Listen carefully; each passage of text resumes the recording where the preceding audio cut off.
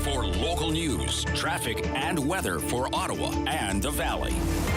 This is City News 101.1 everywhere. It is Monday, January 23rd. Good morning. I am Damilola Unime. Right now in Ottawa and in Smith Falls, it's mostly cloudy, -2. And here's what's making news in Ottawa and the Valley.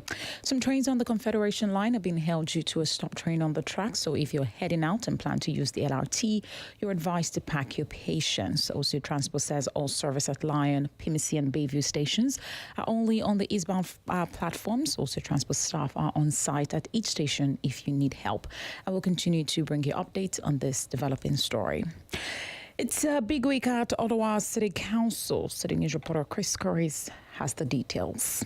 We start with a police board meeting this afternoon where the police chief expected to address the increased police presence downtown this weekend during the one-year anniversary of the Freedom Convoy.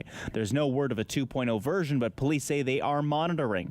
There's also expected to be debate around the police budget, which the board is looking at a 2.5% increase, a new facility with an increasing price tag in Barhaven, and a batch of new tasers. Wednesday is also the first city council meeting of the year where Mayor Mark Sutcliffe will give his first State of the City address with priorities listed for the new year. And we'll also get an update on the purchase of zero-emission buses. Chris Curry's City News. And the head of the Spark Street BIA is calling on the City of Ottawa to reopen Wellington Street to traffic while the study is being conducted on its future. Kevin McKeel tells Wake Up with Rob Snow this is important for businesses and residents in that area. It continues to have a negative effect. We have the echo of the convoy, the occupation still that we're still dealing with. Not just us, the residents as well. We've been hearing from residential buildings that are having trouble get deliveries to, and that's a big part of it. Is that there's this road closure across Wellington that crosses over the major north route and the major south route through the downtown core. McKeel says they do not need any more difficulties for the downtown core. With the weather forecast for Ottawa and the Valley, here is City News weather specialist Denise Andriachi. Pretty quiet weather this afternoon. Some sunny breaks we're hoping for anyway, but that cloud is pretty much locked in. And we've got active weather overnight, possibly just a few flurries and into Tuesday morning. We'll keep a closer eye on a high-impact midweek snowstorm Wednesday and into Thursday, 10 to 20 centimeters possible. For today, the guaranteed high, -1. City News time is 10:02. The Nick Smith Center Arena in Ann Pryor is closed for repairs. The town says there was major damage to the refrigeration system, causing the closure for at least the next 10 days. All user groups have been informed of the closure. City staff are working with other rinks in the area to take over the practice and games on the schedule. The town says it hopes to have the ice surface back in shape and ready for use by February 1st. And the details for King Charles III's coronation have been revealed.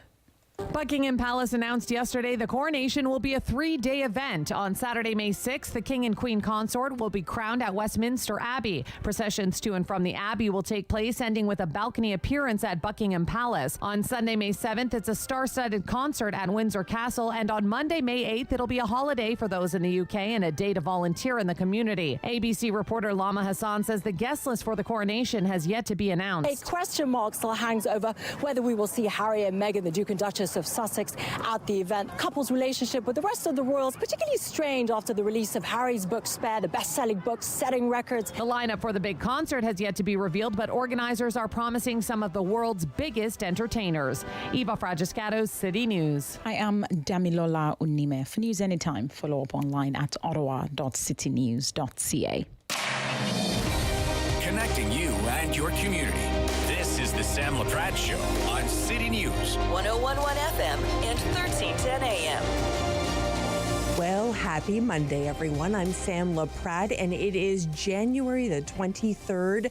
This month is just ticking by. Lots on the show for you today. We're going to be speaking with Dr. Rose Zacharias. She's the president of the Ontario Medical Association. We're going to speak to her about virtual care. We're also going to get caught up with a mom by the name of Sally Lane. If you've been listening to the Sam Laprade Show for a long time, you know that I've had numerous conversations with Sally regarding her son, Zach. Sorry, his name is Jack. Jack is in a Kurdish prison And we're going to be getting caught up with Sally a little bit later. Jack Letts is the focus of our conversation with his mom, Sally, today.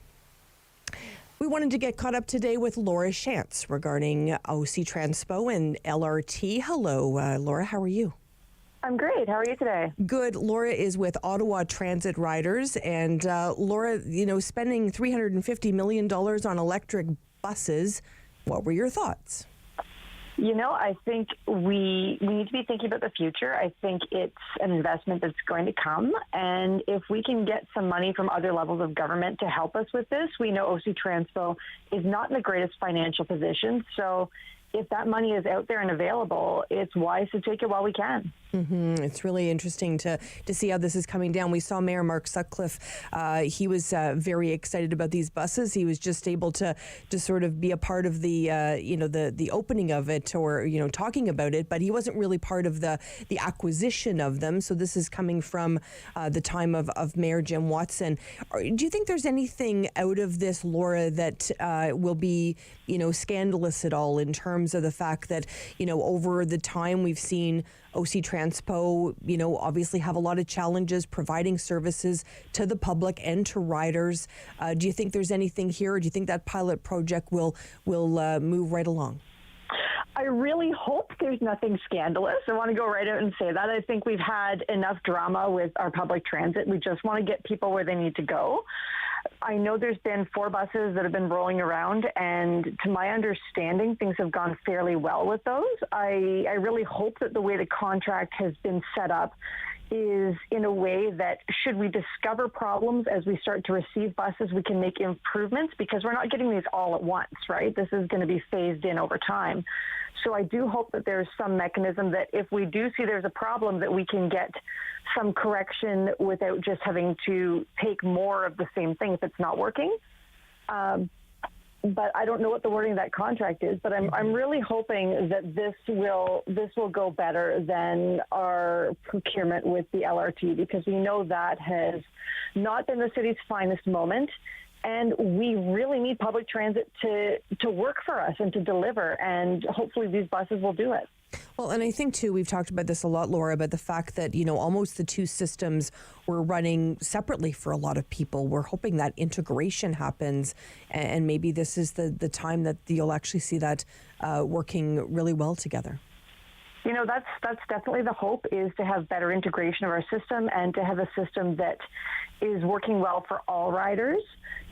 I've heard there are people with questions about, how this is going to go. Will it work in the winter when it's super cold, or in the summer when it's super hot? Because we know that heat temperature extremes aren't great for batteries. But, I think this is a chance to have some kind of integration. This is a chance to work through those things as we start to see that fleet come in, and to have a responsive public transit system that works for folks. Mm-hmm.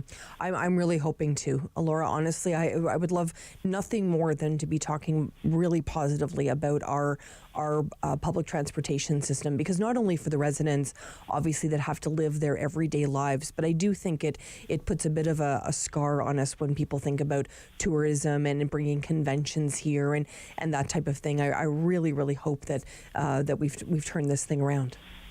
Of course, it's been, it hasn't been easy to see all the negative news. And one of the challenges, too, is that it takes attention off of places where we'd really like to see transit improvements, because we're so focused on patching up the problems that we have now that we can't think about improving it. We can't think about getting better. We can't think about those questions about improving paratransit that often get swept to the side, those questions about how to provide better service on, our suburban routes that often get swept aside because we're just focused on keeping things up and running. And it would be lovely to be able to address those other questions. Mm-hmm, for sure. Last night I was on Twitter, and I know you were too. I saw you there addressing and really trying to comfort somebody that has had a lot of challenges with Paratranspo. And her story really, her name was Sally, and her story really broke my heart, Laura, just trying to live her every day. But, you and I couldn't plan to go to the grocery store in 24 hours from now to the minute. And we're really asking people with disabilities to do that through our Paratranspo system.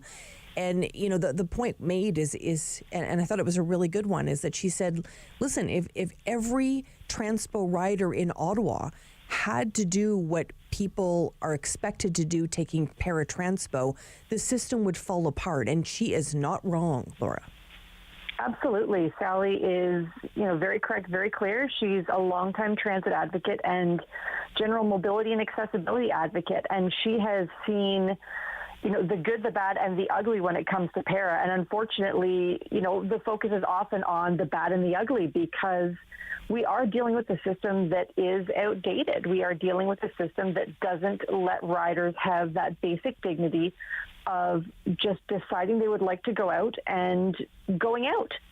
To have to plan your life 24 hours in advance. If I want to call Sally right now and invite her to the movies tonight, she'd have to say no because she can't book para for tonight. And that's something I'd love to call friends, any day of the week and invite them out for evening plans. But to plan everything a day in advance means you miss out on things. You can't have that same quality of life. And that's not fair. That's not right. And everyone in this city deserves better. So what's the answer here, Laura? We know that there's no sort of public, people on the, regular residents on the OC Transpo committee anymore. We know that was shelved for this time, but there's this advisory committee coming, and I know that there's going to be a focus there for people to have their say. But what happens in the meantime? Because that committee hasn't even been formed yet. Yeah, it's a tough time right now because there aren't easy ways to get information out there. We haven't had a transit commission meeting in months. It's only within the last year that we've even gotten Paratranspo added as a standing item at that committee. So before that, if you had a concern about Paratranspo and no one mentioned on the agenda, you couldn't even come and share your concern in that public forum. So there's a long way to go in terms of paratransit, and it's at kind of a frustrating point right now. We know we're supposed to be ideally getting someone on that committee who is a regular paratransit rider, at least one person, and that's a very valuable and important voice. But, you look around us, you look at Toronto, you can get same-day bookings. There are many cities that are doing transit on demand with paratransit so that you would wait 30 minutes, like the same that you would for a taxi to get paratransit service. And really, those should be the standards that we're aspiring to. We shouldn't be settling for what we've got. We should be thinking about how we can do better, because if our city is more accessible, even if I don't need paratransit today, I win because my friends and my neighbors are able to get out, live better lives, and have the same quality of life. And that would be a win for all of us, whether or not we need paratransit right now. Beautifully said, Laura. I know this is an issue that you're very passionate about as well. And when I saw you chatting about it online last night, I said, "Oh, I've got Laura on the show on Monday. I'm gonna chat with her about it." So thank you so much for that. And I'm hoping someday, Laura, we're like, well, we don't have anything to talk about because it's all positive news. That is the dream. That's the dream, absolutely. Laura Shantz joining us today from Ottawa Transit Riders, talking about the acquisition of $350 million worth of electric buses, a big fleet there, and of course a positive conversation, hopefully, about Paratranspo. When we come back, we're going to talk about safely sledding. We want to make sure everybody stays safe while they're out enjoying the winter weather. Marc-Antoine Deschamps is going to join us, Superintendent Public Information with Ottawa Paramedics, an important conversation there. We're also going to get caught up today with Catherine McKenney. We're going to find out what they're up to. Hanging out with a good friend of the show as well, Neil Saravanamutu. We're going to find out what they're up to a little bit later. And Steve Warren is going to join us. He's host of the Sens Nation podcast, the Steve Warren Sports Show here on City News. We're going to talk about Bruce Boudreau, of course, from the Canucks. We're going to talk about Brooke Henderson. And, of course, we're going to talk about our Ottawa Senators. Lock it in to City News. Sam Laprade will be right back on City News. 101.1 FM and 1310 AM. Hello, I'm Jim Deeks, host of Canada Files. I hope you'll join me each week for interesting and informative discussions with some of Canada's most impressive people.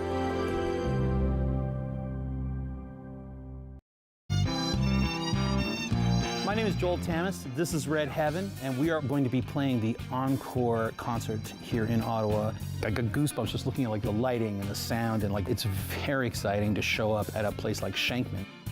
It was our 35th anniversary.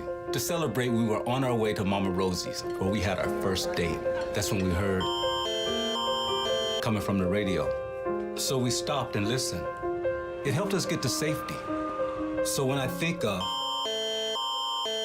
of our anniversary, because now we have even more to celebrate.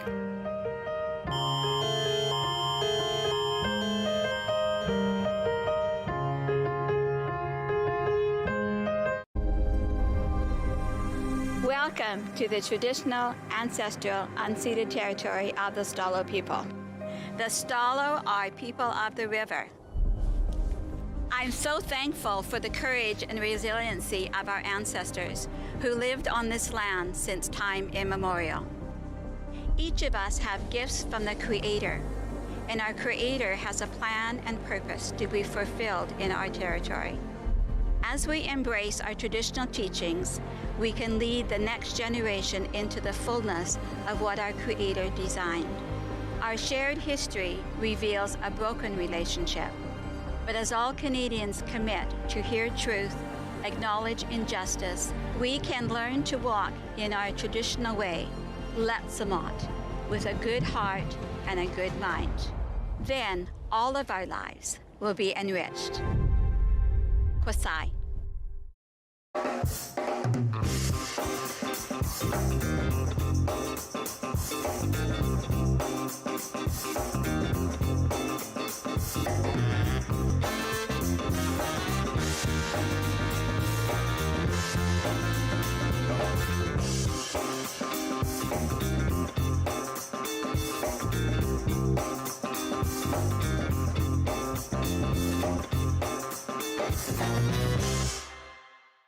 Join me for Season 3 of Paula Roy's Favorite Foods.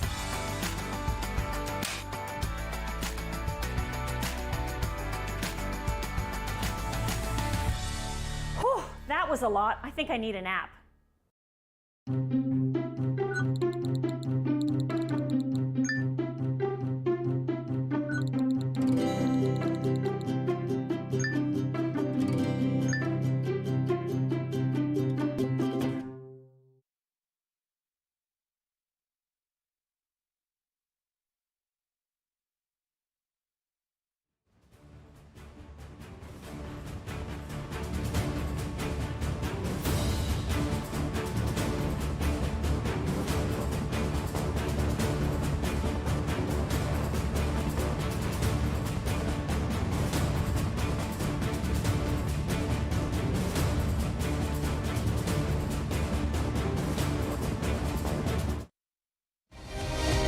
Laprade Show continues on City News. 101.1 FM and 1310 AM.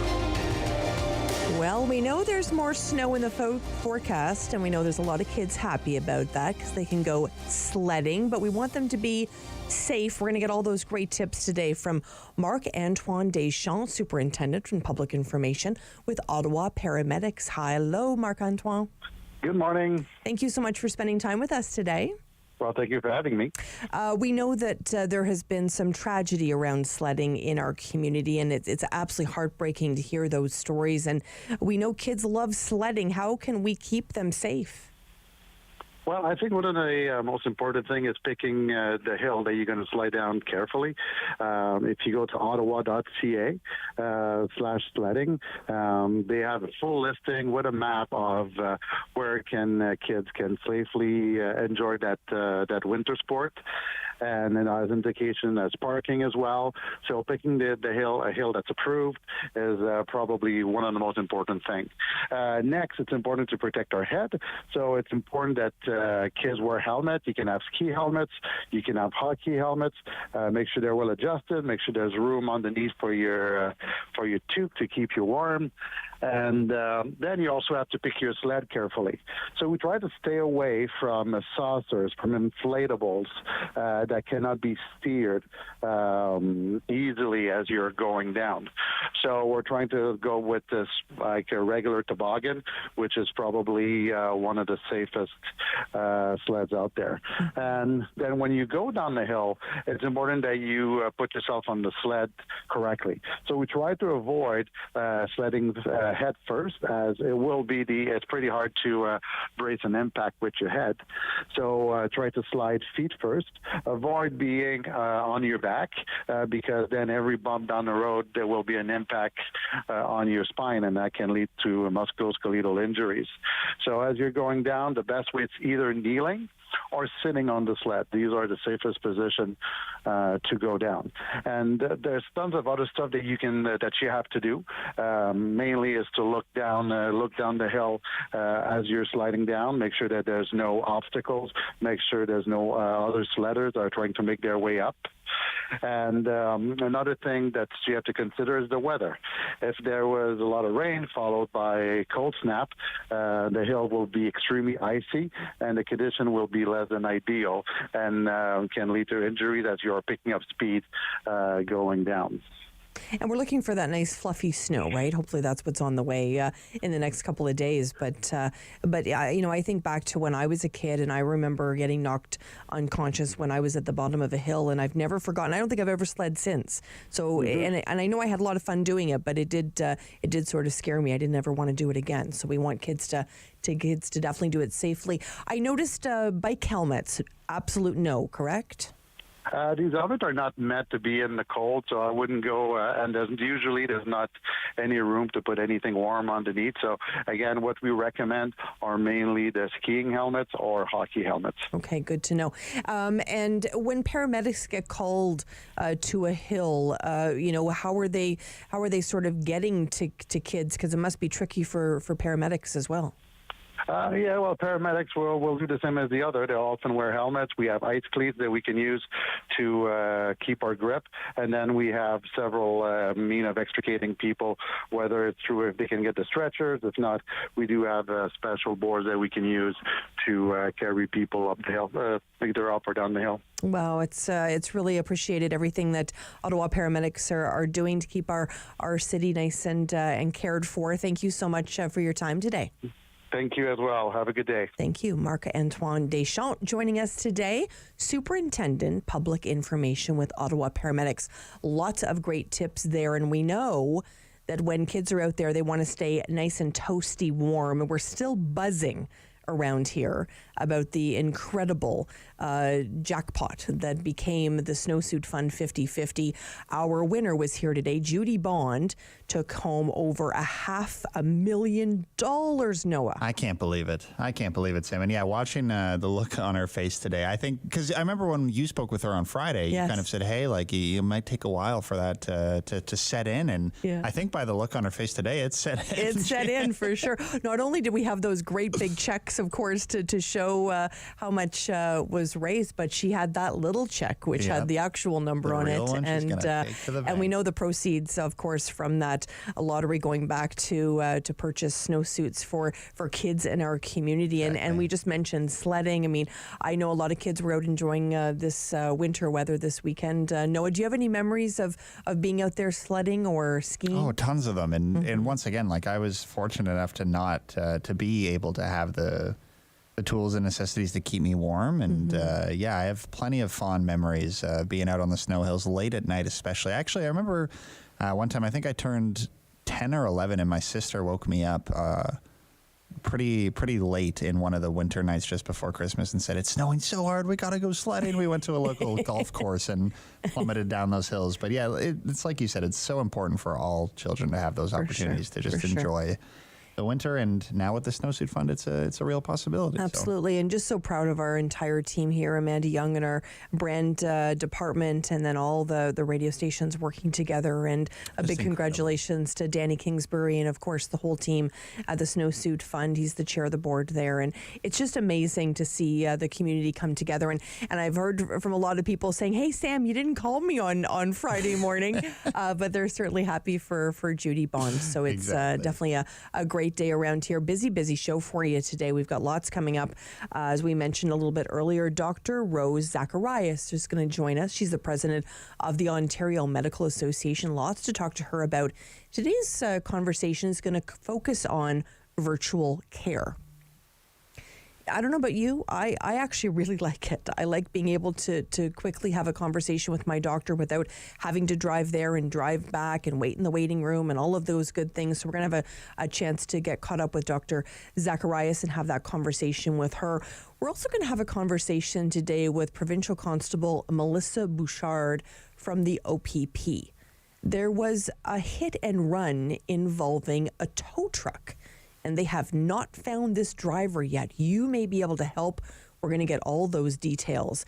And we're also going to spend some time today with Sally Lane. She has a son by the name of Jack Letts. You probably have heard her story if you've listened to City News, and it's an incredible story. It's incredibly sad. You know, this is a family that certainly has been through a lot. We've got a very big update for you in terms of Jack Letts. Jack Letts. Jack currently is in a Kurdish prison. He's been in prison for over 7 years. His mom has never given up hope that she's going to put her arms around Jack again. So we're going to be spending some time with Sally today and getting that update. We're also going to be joined by Matthew Behrens, who has been working very, very closely with Sally on this particular issue. We're going to get caught up with both of them. And for lunch today, Christina Spencer is going to join us, and New Cadre is going to join us as well to talk about some of those big issues that you're probably thinking about today, including electric buses, that mayor's speech that's going to be happening on Wednesday, and of course, what are we going to do with Wellington Street, and that 1-year milestone for the Convoy, and what that mark has really left on this city. We're going to be chatting with both of them a little bit later. And we're also going to be speaking to a number of people today on the business lunch, including a representative from Porter. We're also going to be chatting regarding that 4-day work week. Is that something that you would like, a 4-day work week? I don't know. It's a lot of people love it. A lot of people think it's a bad idea. We're going to get a chance to chat with Sandra Lavoie, Regional Director of Robert Half Ottawa, and talk about how the mainstream momentum is building for a 4-day work week. We're going to be getting a chance to chat with her a little bit later. We hope you stay with us all day. We're going to be keeping you up to date on any breaking news as well. Lock it in to City News. Sam Laprade will be right back on City News. 101.1 FM and 1310 AM.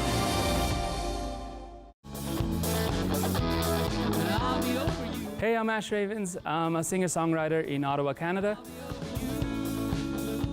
I'm performing this week on Encore Ottawa 3, so please be sure to tune in and hope you enjoy it.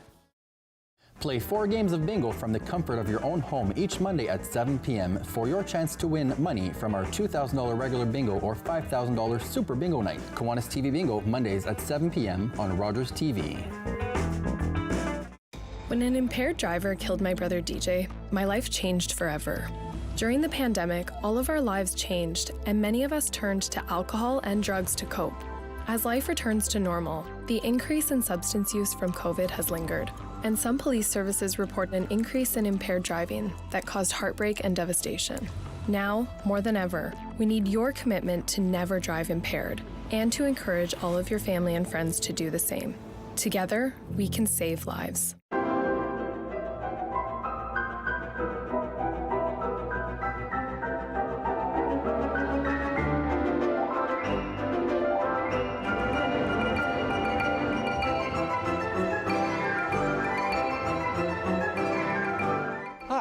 I'm Julian Armour from Music and Beyond. Join us for a new show this spring on Rogers called Music and Beyond Presents. $20.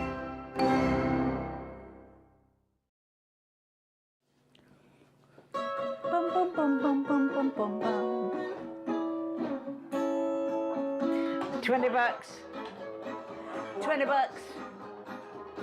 We're on the line for $20. On the next episode of Simply Cooking by Chef, I'm joined by my friend Neil from Ottawa Valley Meats. tune in to see what we're grilling up on the barbecue.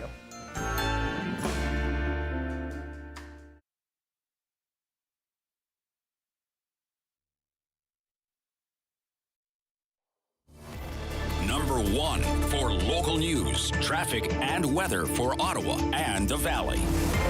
This is City News 1011 everywhere. It is Monday, January 23rd. Good morning. I am Damilola Unime. Right now in Ottawa and in Smith Falls, it is -2, and here's what's making news in Ottawa and the Valley. All trains at Lyon, PMC, and Bayview stations are at the eastbound platforms only. OC Transport reporting a stopped train on the tracks, so they've had to hold trains at other stations. Crews are trying to resolve the issue. If you have any questions at the stations, OC Transport says staff are available and can help you out. There's no evidence to show that a shift by family doctors to virtual care is to blame for the unprecedented strain on hospital emergency departments. A study by the Ontario Medical Association finds there are other reasons why emergency departments are overwhelmed, and it's not because doctors have pivoted to a hybrid model. The peer-reviewed study published in the Canadian Medical Association Journal says burnout among health care professionals, a backlog in care, and patients showing up in greater numbers and sicker after a period of public health restrictions are to blame. And here in this province, there's a shortage of doctors and nurses. More than 1 million people don't even have a family doctor. Authorities in California say the suspect in a deadly shooting at a dance hall east of Los Angeles fled in a vehicle after people stopped his attempt at a second shooting. The owner of Lai Ballroom Studios says he wrestled with the gunman and was able to disable him. 10 people were killed and 10 others injured after a gunman opened fire in the Ballroom Dance Club during Lunar New Year celebrations. The 72-year-old suspect was found dead of a self-inflicted gunshot wound. City News time is 10:31. I am Damilola Unime. For news anytime, follow up online at ottawa.citynews.ca. The Sam Laprade Show continues on City News 1011 FM and 1310 AM. Well, healthcare is the top of the minds of so many Ontarians right now. We wanted to get caught up with Dr. Rose Zacharias today, president of the Ontario Medical Association. Hello, Dr. Zacharias. Good morning. When we think about virtual care, of course, it sort of goes hand in hand with the pandemic, but I know there was certain virtual care taking place before the pandemic, but boy, did it ever change healthcare in this province. Do doctors like virtual care? Well, I think doctors like anything that helps our patients access us and get the care that they need. And so when virtual care was forced upon us at the time of the pandemic, don't spread the virus, shelter in place, stay at home, doctors did what they could to reach out to their patients. Those telephone calls, those screen visits were very important. And so then we did press for a virtual care framework. We know now that virtual care is happening, especially in doctors' offices across the province. And what we know is that there's not an association between the use of virtual care and an increase in an emergency department visits. That's really what's new and hot off the press today about virtual care. Mm-hmm. And it's so interesting because I remember, I think about when my daughter was maybe 3 or 4 and she wasn't feeling well and I'd have to take her into the doctor's office and, you'd want her not to touch any of the toys or anything like that. It was very stressful and can be very stressful for parents, especially when they've got the little ones. It really must benefit that type of thing as well, and in terms of even spreading disease amongst people that are in the waiting room. Absolutely. It makes complete good sense for patients to access their doctors virtually. We know that that's best done in a patient-doctor established relationship. But indeed, when that's the case, I know probably in my life, the most times I accessed my family doctor was my multiple pregnancies. And so you've got checkups sometimes every month, sometimes every week. And so when it's appropriate, when when that doctor knows you, has access to your medical chart, can, send you for a test, follow up with those test results virtually. It's more convenient. You don't need to book that day off work or take your kids out of school or have your elderly parents get into a car on a snowy, wintry day. You can access your family doctor. Even in mental health care consultations, we know that those visits particularly are well done when they're done virtually. And are you able to see more patients in a day because of the virtual care? Well, what we know is that virtual care, when it's appropriate, is really good for patients to access. We also know that there are many demands on doctors that take up their time. Even virtual care visits need to be documented inside of an electronic medical record. If we're talking about doctors' time and freeing it up to see more patients, I think we would want to look at documentation demands, the glitchiness of our computer systems. But indeed, seeing a patient virtually is good for patient care, and I think that's what we want to stress here. And let me ask you, do you get paid the same by the province?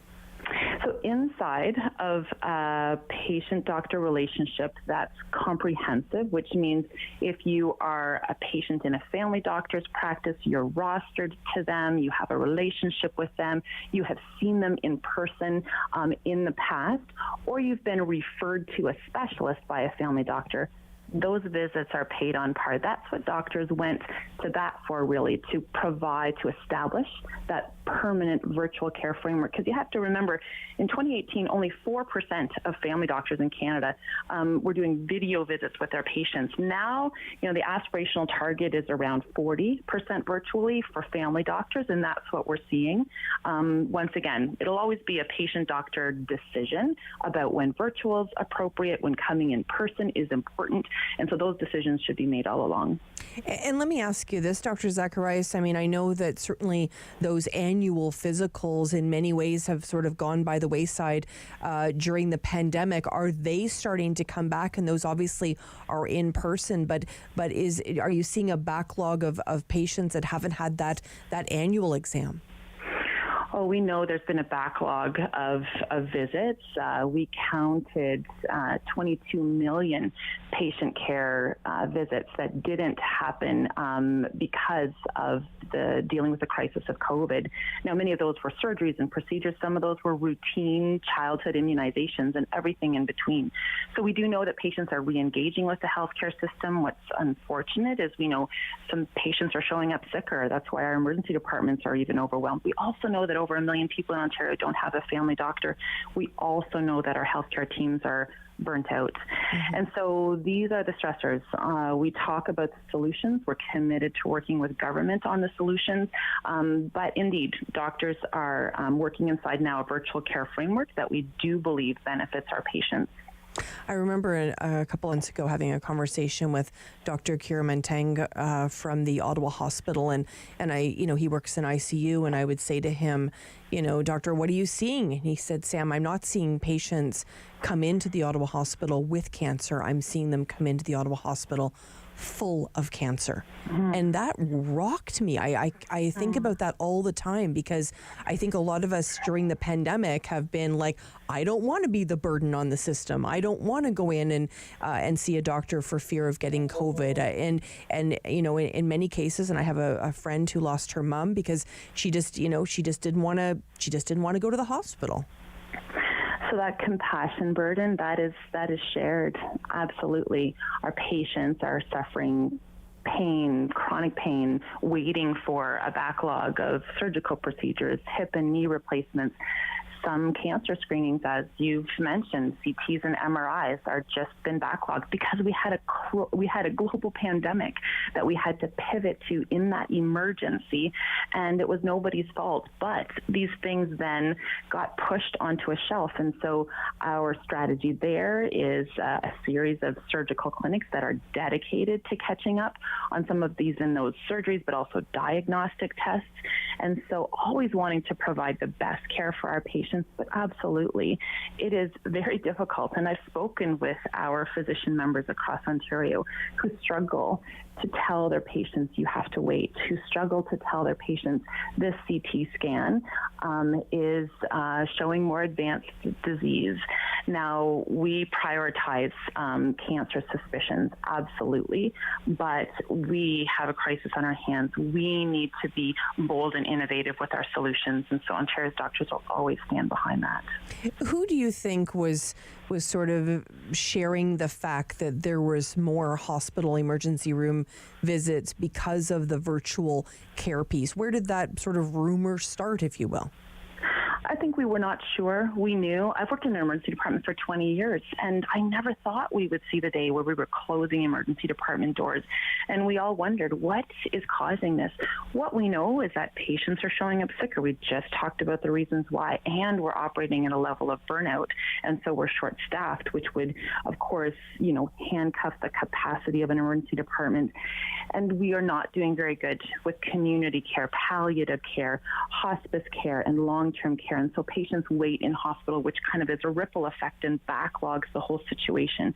But what we know now from an OMA study released today is that there's not an association between the uptake of virtual care and an increase in emergency department visits. And so that's good to know, that family doctors can confidently offer virtual care in those appropriate settings to their patients and know that good care is being provided all around. Indeed, we need to focus solutions on alleviating the strain in the emergency department, but this is something we know about virtual care with the release of this study today. When you think back to the pandemic, which is nearing its third anniversary, do you think family doctors in the province of Ontario, do you think their skills, their expertise were used to a maximum during the first year of the pandemic particularly?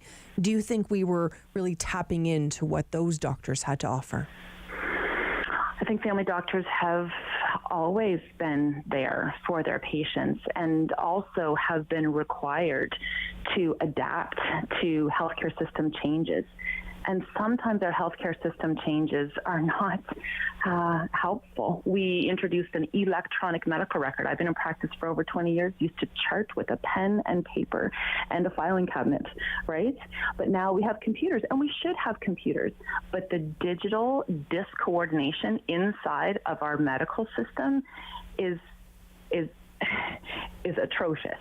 It's really taxing for doctors to keep up with those, with the medical legal responsibility to document, which is doing right by our patients, but to work with computer systems that don't talk to each other. We don't want doctors in front of screens. We want doctors in front of patients. And so we're committed to working with government, to bringing forward those solutions, to implementing new and different ways of providing care better in ways that make sense too. Dr. Zacharias, is there a province or a country that does that well, that has a very well-coordinated system? So we're always looking all the time at who's doing what care well. I think listeners will remember that this past week, we are talking about a new and innovative model to catch up on our surgical backlog. We know that British Columbia, Alberta, Saskatchewan is doing that type of surgical care in ambulatory settings. Now, we need to be implementing that very carefully, protecting the publicly funded nature of our healthcare system, absolutely. Which we are confident we can do as we sit at the implementation table and coordinate that with hospitals and assure high quality, safe patient care. But you're right, we need to be looking at places that do it differently inside Canada, outside Canada, and then bring the best solutions home. Mm-hmm. Really appreciate your perspective today. And I know, as you mentioned, we talked a lot last week about this new system that the Ford government is rolling out. Is there any other feedback you want to share with us today since we last spoke?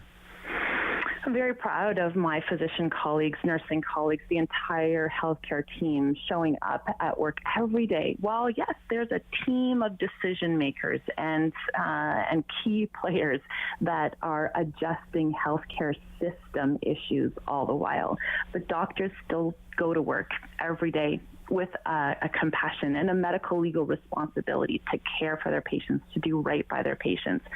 And we're committed to working with government to catch up on the systems issues, but you can guarantee that your doctors are caring for you in the absolute best way that we can, and we're committed to continuing doing so. Been very generous with your time again today. Thank you so much, Dr. Zacharias. Absolutely, you're welcome. Dr. Rose Zacharias joining us today, president of the Ontario Medical Association. Certainly lots of discussion there. When we come back, we're going to spend some time with Provincial Constable Melissa Bouchard of the OPP. We want to track down a tow truck driver who participated in a hit and run that left somebody with very bad injuries. Stay with us here. You may be able to help on City News. Sam Laprade will be right back on City News. 101.1 FM and 1310 AM. Hello, I'm Jim Deeks, host of Canada Files. I hope you'll join me each week for interesting and informative discussions with some of Canada's most impressive people.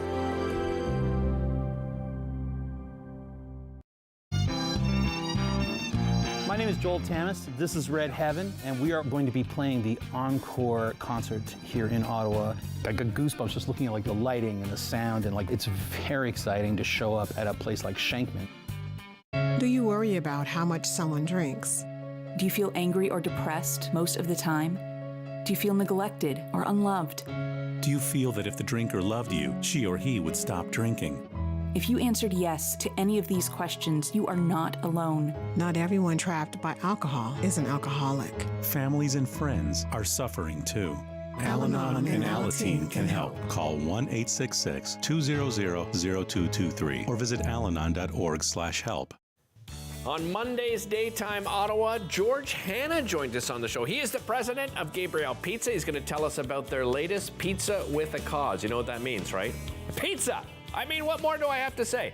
Also, appearing at the Canadian Tire Centre very shortly is country music artist Frank Ray. We'll tell you all about his upcoming concert. We'll introduce you to a local author talking about positive ways to deal with life's craziness. Do you have something to share?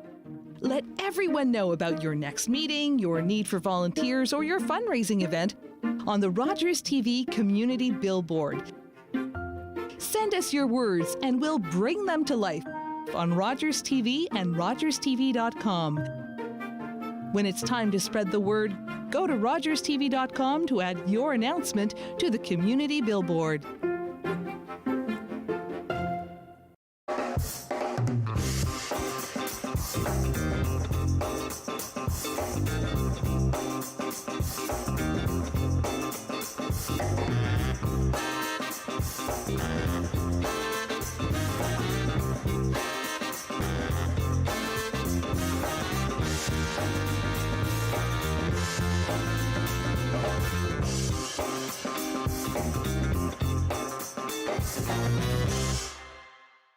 Join me for Season 3 of Paula Roy's Favorite Foods.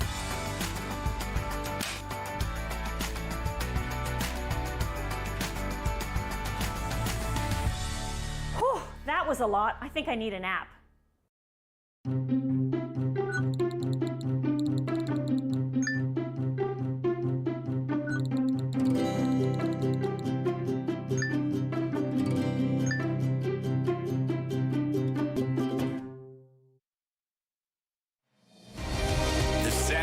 Show continues on City News. 101.1 FM and 1310 AM. Well, you may be able to help. We wanted to bring this story to you today regarding a hit and run that happened last week. Provincial Constable Melissa Bouchard joining us now from the OPP. Hello, Constable. Hello. Thank you for joining us. Give us the details. Yeah, sure, no problem. So the failed-to-remain collision occurred on January 16 during the evening at 7:45 p.m. It was a pickup truck collided with another vehicle that was suddenly stopped on the highway, so Highway 417 westbound between the exits of Limoges Road and the Vars exit. The vehicle was described as a tow truck that would have turned towards the median, and the pickup truck would have struck it and causing minor injuries to the driver, and they were transported to the hospital with non-life-threatening injuries. So we're asking public's help in locating that vehicle. We did not have that much descriptor for the tow truck. However, we do know that there's significant damage to the front left side of the vehicle involved. Is it rare, Constable, to have a hit and run with a tow truck? We think about tow trucks coming to help us, not causing accidents. That's right. It's rare in general that we have failed to remain collisions, to be honest. But when they do occur, this is why we encourage to go through the media to ask for assistance. Usually it doesn't take that long to gather more information, but for this one we did not gather more information at this time, so we're still waiting on information to come in regards to this incident. So you're looking people January 16th driving on the 417 near that Limoges exit. For anybody that might be listening to City News right now that saw something or knows something, maybe it's somebody that even just heard a rumor about somebody, though it's his tow truck or her tow truck, you would want them to reach out to you. That's correct. So if you have any information, whether it's a cell phone video footage or dash cam video footage, you are encouraged to contact the Russell County OPP at 1-888-310-1122. And of course, if you want to remain anonymous, you can always contact the Crime Stoppers at 1-800-222-8477. How important is Crime Stoppers for you, Constable? Very important because they're a major partner for us. So we work very closely with them, that anytime there's any incident that require further information from the public and they want to remain anonymous, because they do stay anonymous, and they are able to share that information with them, then they share the tips with us. So then we can follow up on it on the tip only, not with the complainant, obviously, because it's anonymous. But they're very helpful. It's a great tool that is used by police in general, right? So they're great with us. And let me ask you, over the period of the festive holidays, what did you see in terms of people that got behind the wheel and after drinking or after smoking marijuana or whatever they were doing in terms of drugs? What did you see in terms of the amount of people that were stopped? I'd say it was quite reasonable during the festive ride programs this year. Of course, the main problematic remains alcohol more than drugs. But I'd say that there was nothing on the rise or anything further. How can I say? There was nothing drastic, I'd say, this year. It's the same as usual. People were actually responsible this year. They planned their rides home. And that's it. I don't really have anything. That's good. Good to hear. Yeah. We heard from the OPP that they certainly saw the numbers increase. So I just, from OPS, that we saw the numbers increase. So I was curious to see what you were seeing. What else are you seeing on the roads, Constable Bouchard, in terms of the OPP? On the road, I must say, we're present. We're just more present on the road for traffic safety, whether lately it was mostly for the weather conditions, all the snowstorms we've been having, all the collisions that occurred due to the bad weather, speeding and whatnot. I would say it's the same as usual, Ms. Laprade. It's the same business, same day. Different absolutely. Day. Yeah. Well, definitely stay safe to all of the OPP officers in Renfrew County, and make sure that obviously we try and send out as much information we can about this tow truck hit and run, and hopefully you'll be able to catch them and lay some charges as warranted. Awesome. Thanks so much for having me. Thank you. Provincial Constable Melissa Bouchard joining us today, of course, from the OPP, an important conversation there. We wanted to bring your attention to that, just in case you happen to be, seeing something and you're thinking, hey, I was there or I saw something happen. I'm going to contact them, which is really important. We're going to be having a conversation with Sally Lane. The campaign for Jack. The campaign for Jack has been going on for many, many years. We know that Jack Letts has been in a Syrian prison for many, many years. His mum, Sally Lane, is going to talk about the journey. She's going to give us an update, too. It's an update we've been waiting for a very long time. You will not want to miss this opportunity to speak with Sally Lane and talking about her son, Jack Letts. We're also going to be joined by Matthew Behrens. Matthew has been working with Sally on this file for a very long time. There are over 40 Canadians in a Syrian prison. And this has been the work of many, many people to try and bring these Canadians home. We know that 4 people were repatriated about 3 or 4 months ago, 2 women, 2 children. We've been waiting to hear about the other women, the other children, and the men. Because in many cases, when it came to the Canadian government, they weren't looking at the men in the same lens. So we're going to get a chance to get caught up today with Sally Lane and Matthew Behrens in terms of the campaign for Jack. We're also going to get caught up today with Catherine McKenney and Neil Servanamutu. They have partnered on something very exciting. We're going to get a chance to chat with them a little bit later. And Steve Warren's going to be here. He's going to be chatting about a number of different things today. Did you watch any hockey this weekend, Noah? I was too tied up. I missed it, but I'm excited to hear Steve's recap. Yeah, so it's going to be talking about the Sens, of course. But I really want to talk to him as well in terms of Bruce Boudreau. Have you followed Bruce Boudreau's career at all? Yeah, it's incredible. I want to meet him someday. I know. He just seems like the nicest guy. So we're going to get a chance to chat with him. He, of course, has been let go by the Vancouver Canucks. So we're going to get a chance to chat with Steve Warren about Bruce Boudreau a little bit later. And the one and only Brooke Henderson is number 1. She won the tourney over the weekend, her 13th win, of course, from the LPGA. We're going to get a chance to chat with Steve Warren about that. He loves chatting all things Brooke Henderson, so we're going to get a chance to get caught up with him. And we're getting ready for the lunch today. Christina Spencer is going to spend time with us, of course, editorial pages editor with the Ottawa Citizen, and Noor Qadri, professor with the University of Ottawa. He also ran for mayor of this city. We're going to get caught up with both of them to talk about things happening in our city. We're going to be talking about Paratranspo. We're going to be talking about the electric buses. $350 million invested into electric buses. Was that a good move? We're going to get their take on that. We're also looking for Mayor Mark Sutcliffe to talk a little bit about the speech that he'll be giving on Wednesday. We're going to get a chance to speak with Christina and Nora about what they think the mayor will focus on. And we're, of course, that 1-year milestone of the Convoy, a year already.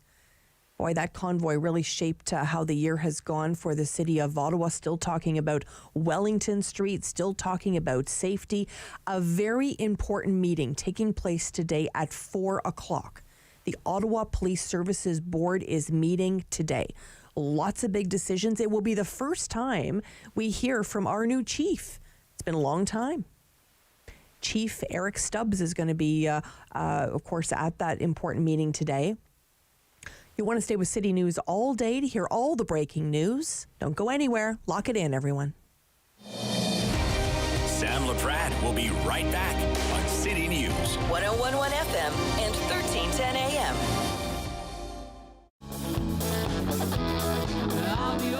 Hey, I'm Ash Ravens. I'm a singer-songwriter in Ottawa, Canada.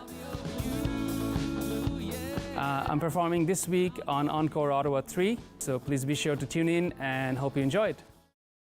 Play 4 games of bingo from the comfort of your own home each Monday at 7 p.m. for your chance to win money from our $2,000 regular bingo or $5,000 super bingo night. Kiwanis TV Bingo, Mondays at 7 p.m. on Rogers TV. Everybody knows not to drink and drive, but some people still think it's okay to take drugs and drive. Police have the authority, the ability, and the tools to determine if drivers are impaired by legal or illegal drugs. And because drug-impaired drivers can pose just as great a risk as drunk drivers, they face the same penalties, like the loss of their driver's license, a criminal record, fines, and more. A message from the RCMP, the Canadian Association of Chiefs of Police, and Arrive Alive, Drive Sober. Once upon a time, in a nursery rhyme, there were 3 bears. 1, 2, 3 bears. And they went a-walking in the cool woods a-talking while their porridge began. Rogers TV invites you to let your imagination roam as we present Ottawa Storytellers. Each week we'll present a collection of original creative stories and inspirations for children of all ages. Join us for Ottawa Storytellers on Rogers TV.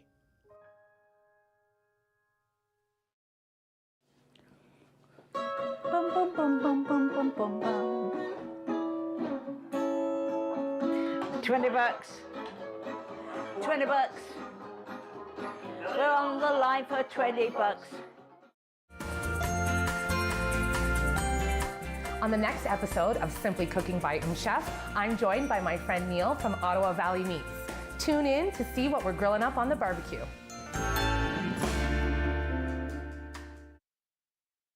Is City News. CIWW 1310 AM in Ottawa. And CJET 1011 FM in Smiths Falls and the Valley. Number 1 for local news, traffic, and weather for Ottawa and the Valley. This is City News 1011 everywhere. It is Monday, January 23rd. Good morning. I am Damilola Unime. Right now in Ottawa and in Smiths Falls, it is mostly cloudy, -2. And here's what's making news in Ottawa and the Valley. And Confederation Line continues to run a limited schedule this morning as a stopped train has caused Ulster Transport to hold some of the trains. If you plan to use the LRT, know that all service at Bayview, Pinnacy and Lyon are on the eastbound platforms only. You have to change trains at Lyon and there's staff on site to help you if you have any questions, and we'll continue to bring you details as we get it. With the weather forecast for Ottawa and the Valley, here is City News weather specialist Denise Andriachi. Quiet start to the week, but we still have a few flurries possible later on tonight, and also for Tuesday, a few flurries. We're watching for a heavy snow on Wednesday into Thursday. A big system is headed our way here in the province, and widespread special weather statements have already been issued. So this is the heads up for a mid-week winter storm through Ottawa and Smiths Falls. Guaranteed high for today, -1. City News time is 11:01. The future of Wellington Street is set to be discussed at this week's Transportation Committee. City News reporter Chris Curris has the details. The barricades are still up in front of Parliament Hill, but on Thursday, discussions will begin on whether to remove them and reopen the area to vehicles. Last week, the mayor said he'd likely push for a short-term reopening, while plans are developed for something more long-term. Kevin McHale of the Sparks Street BIA agrees. We're hoping committee makes the decision to reopen Wellington. For at least a short term while the study is being conducted. Somerset Ward Councillor Ariel Troster says her constituents are torn, but she ultimately supports opening up now and reevaluating it in the future. I would love to see Wellington Street pedestrianized permanently, but it has to be done in a way that works for the community, and it also has to be done in a way where we're actually animating the space and doing some innovative things with it. MPs would like to see Wellington closed for good and for the federal government to take over ownership of Wellington, citing security concerns. Chris Curry's City News. And the head of the Sparks Street BIA says he supports reopening Wellington Street to traffic. Kevin McHale tells Wake Up with Rob Snow changing Wellington to pedestrian only and under the jurisdiction of Parliament is not needed. Police have changed the tactics that they'd use, so we don't think, I think it's highly doubtful that we'll see trucks ever enter the core like they did again. And to dramatically change the way the downtown core moves and works over one incident, I think we think is a little bit overkill. McHale says he would like to see the vehicles again on Wellington while a study is being done on the issue. A new poll finds 4 in 10 Canadians support the renovations of 24 Sussex Drive. However, the majority that want it torn down are split about whether or not to rebuild. According to the poll from the Angus Reid Institute, 33% believe it should be torn down and a more modern home and office for the Prime Minister should be built in its place. place. 26% think the residence should be knocked down and nothing else should be built in its place. Nearly 70% do believe the Prime Minister should have an official residence, but a strong majority don't think the Governor General, the Leader of the Opposition and the Speaker of the House of Commons should have one. The National Capital Commission is set to begin renovations on 24 Sussex Drive this spring. 7 adults have been displaced after a townhouse caught on fire on Russell Road. Ottawa fire crews were called to the 2000 block in the area of Walkley Road and Saint Laurent just before 7 this morning. They say everyone had managed to evacuate the building by the time they arrived, and crews were able to put out the fire in a matter of minutes and then conducted a thorough search to confirm that the house was empty. A fire investigator has been dispatched to the scene to determine the cause of the fire. I am Damilola Unime. For news anytime, follow up online at ottawa.citynews.ca. The Sam Laprade Show continues on City News. 101.1 FM and 1310 AM. Well, I remember the day I learned about Sally Lane. I had followed the story of Jack Letts, but didn't really understand what his mom's role was in his story. And boy, I got to know Sally over the last number of years, and it's been an absolute pleasure. Sally joins me now. Hi, Sally. Hi, Sally. Hi, can you hear me? I can. Nice to chat with you today, and great to hear your voice. Sally, for those that may not be familiar with the story of Jack, walk us through sort of a summary of how we got to today. Yes, Jack went to Syria as a very naive teenager in 2014. He left from Britain, where he was living with us in Oxford, and he got trapped in IS territory while he was there. He tried to escape. We tried to help him escape, and we were actually criminalized for doing so. We went to several people. We went to the police. We went to charities. We went to politicians. We went to everybody we could think of to try and help get him back, and nothing worked. Jack's citizenship was stripped by Britain in 2019, and it was the year after that I moved to Canada to continue the battle with the Canadian government from here to help us get him out of Syria. And Jack has dual citizenship, correct, Sally? He did, yes, but as of 2019, he only has Canadian citizenship. Right. All of our family are dual citizens, but in terms of Jack, Canadian citizenship is the only one left available to him. Mm-hmm. And tell me, Sally, the time that he's been spending in a Syrian prison. I get emotional just thinking about it, because I know it's been very, very challenging for you as a mom as well to hear about the conditions in which he was living. Tell us a little bit about what you know.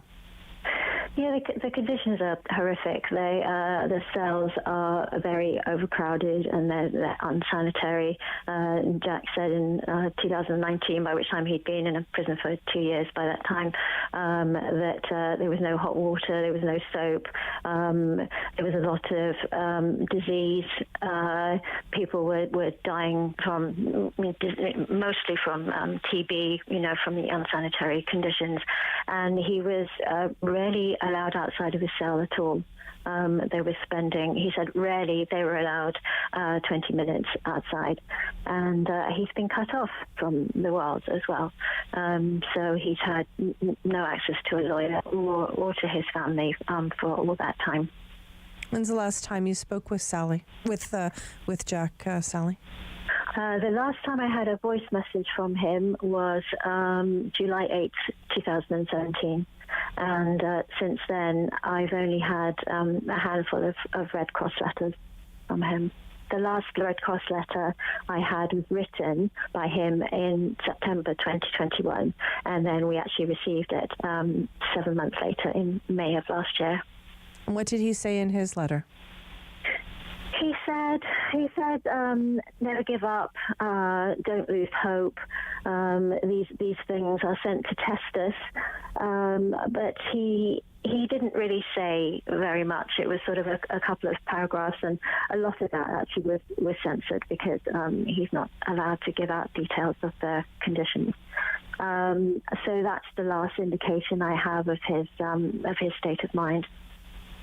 And you never have given up hope, Sally. I've spoke with you so many times over the last little while, and every time I speak with you, I hear, a resiliency in your voice that you just know that, that he's going to come home to you someday.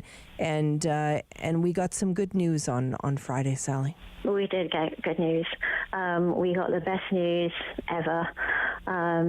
It's been a long time coming, but we finally got the news on Friday afternoon that the federal court has ordered the release and repatriation of all the 23 Canadians in the court case that we were part of, and that's so 23 in total.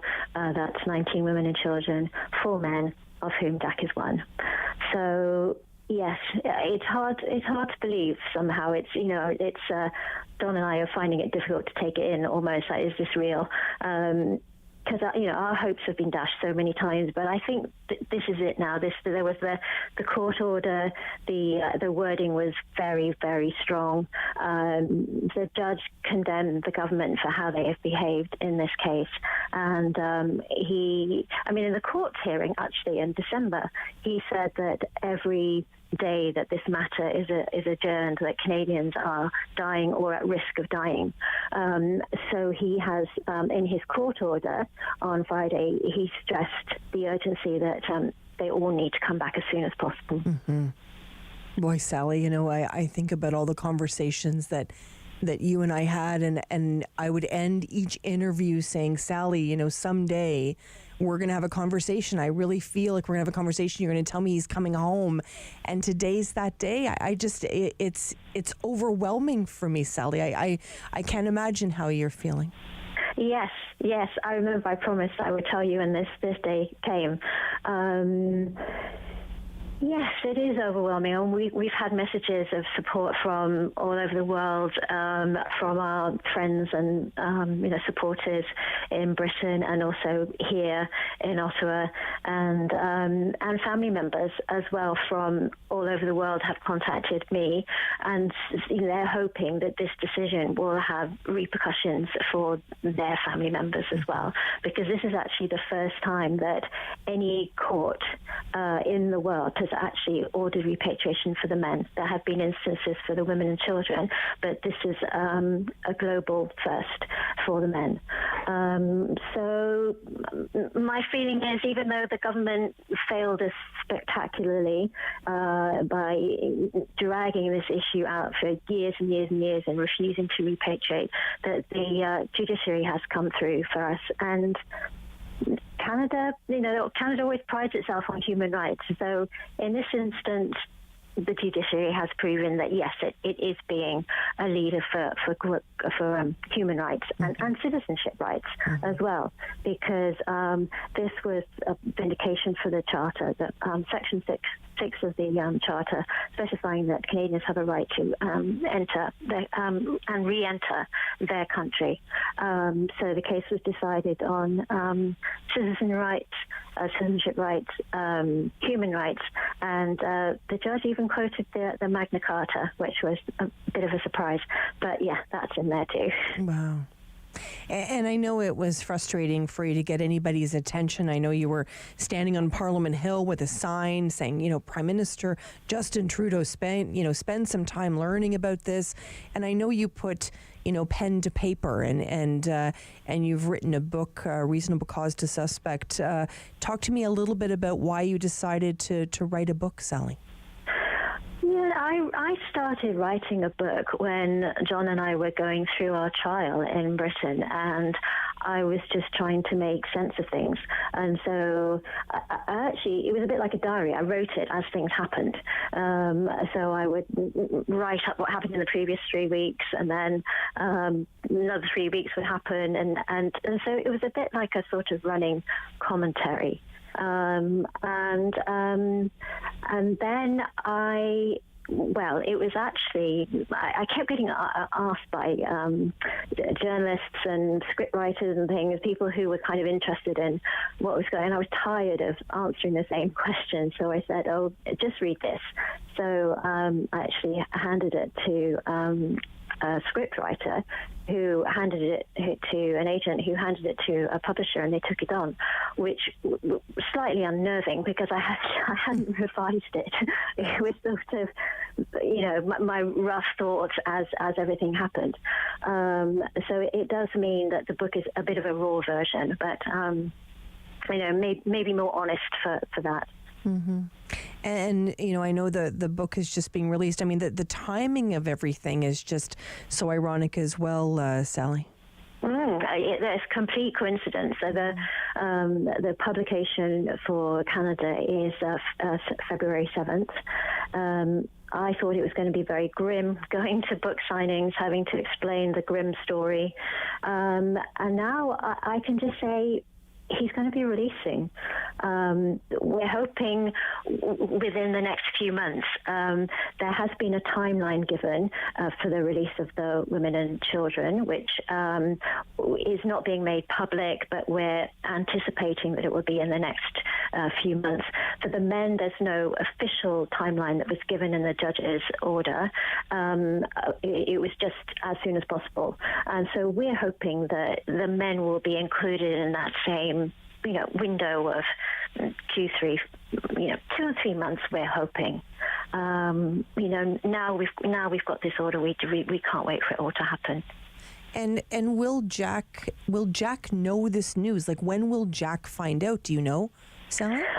Yeah, we've been wondering about this ourselves. I know there's the Kurdish press agency. It's called the Rojava Information Network. I follow them on Twitter. They're very up on all the news that affects the detainees. And so I'm hoping, there's no official channels to Jack via anybody, but we're hoping that a guard will pass on the news. That's my hope that this news will get to him somehow. Well, your hope has meant a lot, and it's turned into amazing news. Sally, we're going to take a short break. We're going to bring you back, and we're going to include Matthew Behrens in this conversation. Stay with us here on City News. Sam Laprade will be right back on City News. 101.1 FM and 1310 AM. Hello, I'm Jim Deeks, host of Canada Files. I hope you'll join me each week for interesting and informative discussions with some of Canada's most impressive people.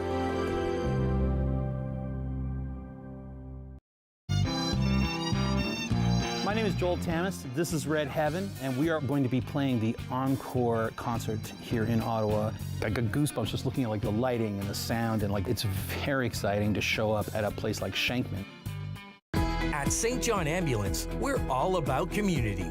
We teach life-saving skills and provide community support through our volunteer services. All St. John Ambulance product sales and training registrations support these important services. Volunteer, donate, or enroll in a program today so we can continue to have an impact on our community. Visit sja.ca to learn more. At St. John Ambulance, we do more than save lives, we change lives. We were born in Canada. We spoke English. On the streets, we weren't welcome. But on the field, we were the assassin. Vancouver's champions. Everyone cheered for us. Our people had a voice. Then Canada declared war on Japan. They took us from our homes, called us enemies, forced us into camps.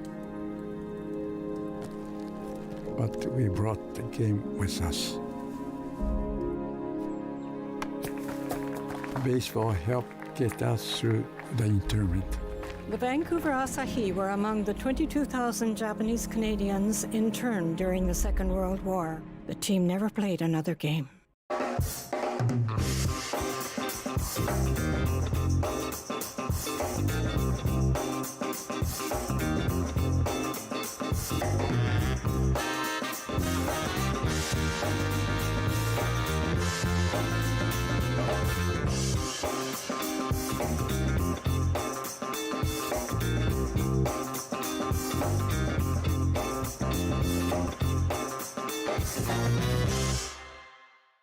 Join me for Season 3 of Paula Roy's Favorite Foods.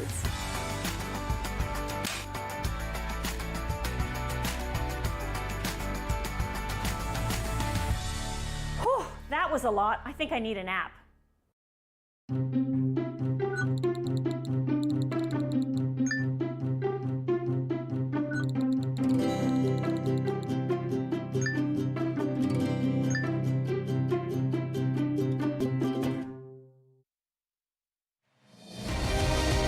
Laprade Show continues on City News. 101.1 FM and 1310 AM.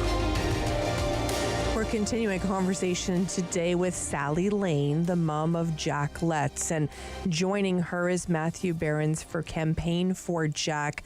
Welcome back, you two. It's so great to be here. It's so great to be here. Matthew, I even hear it in your voice, how happy you are to have gotten this news on Friday that Jack and other Canadians are going to be repatriated back to Canada. Yeah, I'm happy for Jack, for Sally, for John, for so many of the families who are affected by this. But I'm also happy for our country, because the decision that was released on Friday, I think we're going to look back on as a historic marker. And the reason for that is because Canada, like most nations, has a horrific history of demonizing specific groups of people, arbitrarily detaining them, whether they're people of Japanese descent during the Second World War or Ukrainians during the First World War, or, this happens all the time. And we've seen that Muslims are similarly stigmatized. And because Jack and the other detainees in northeast Syria have been so stigmatized and demonized by the Canadian government and by some sectors of the media, they've been seen as not having rights.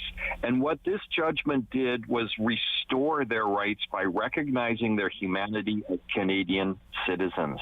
And in doing so, the judge was very clear. He said, you are a Canadian citizen. You have this right. And as a citizen, you have the right to have rights. They've not had a declaration like that since this whole situation began.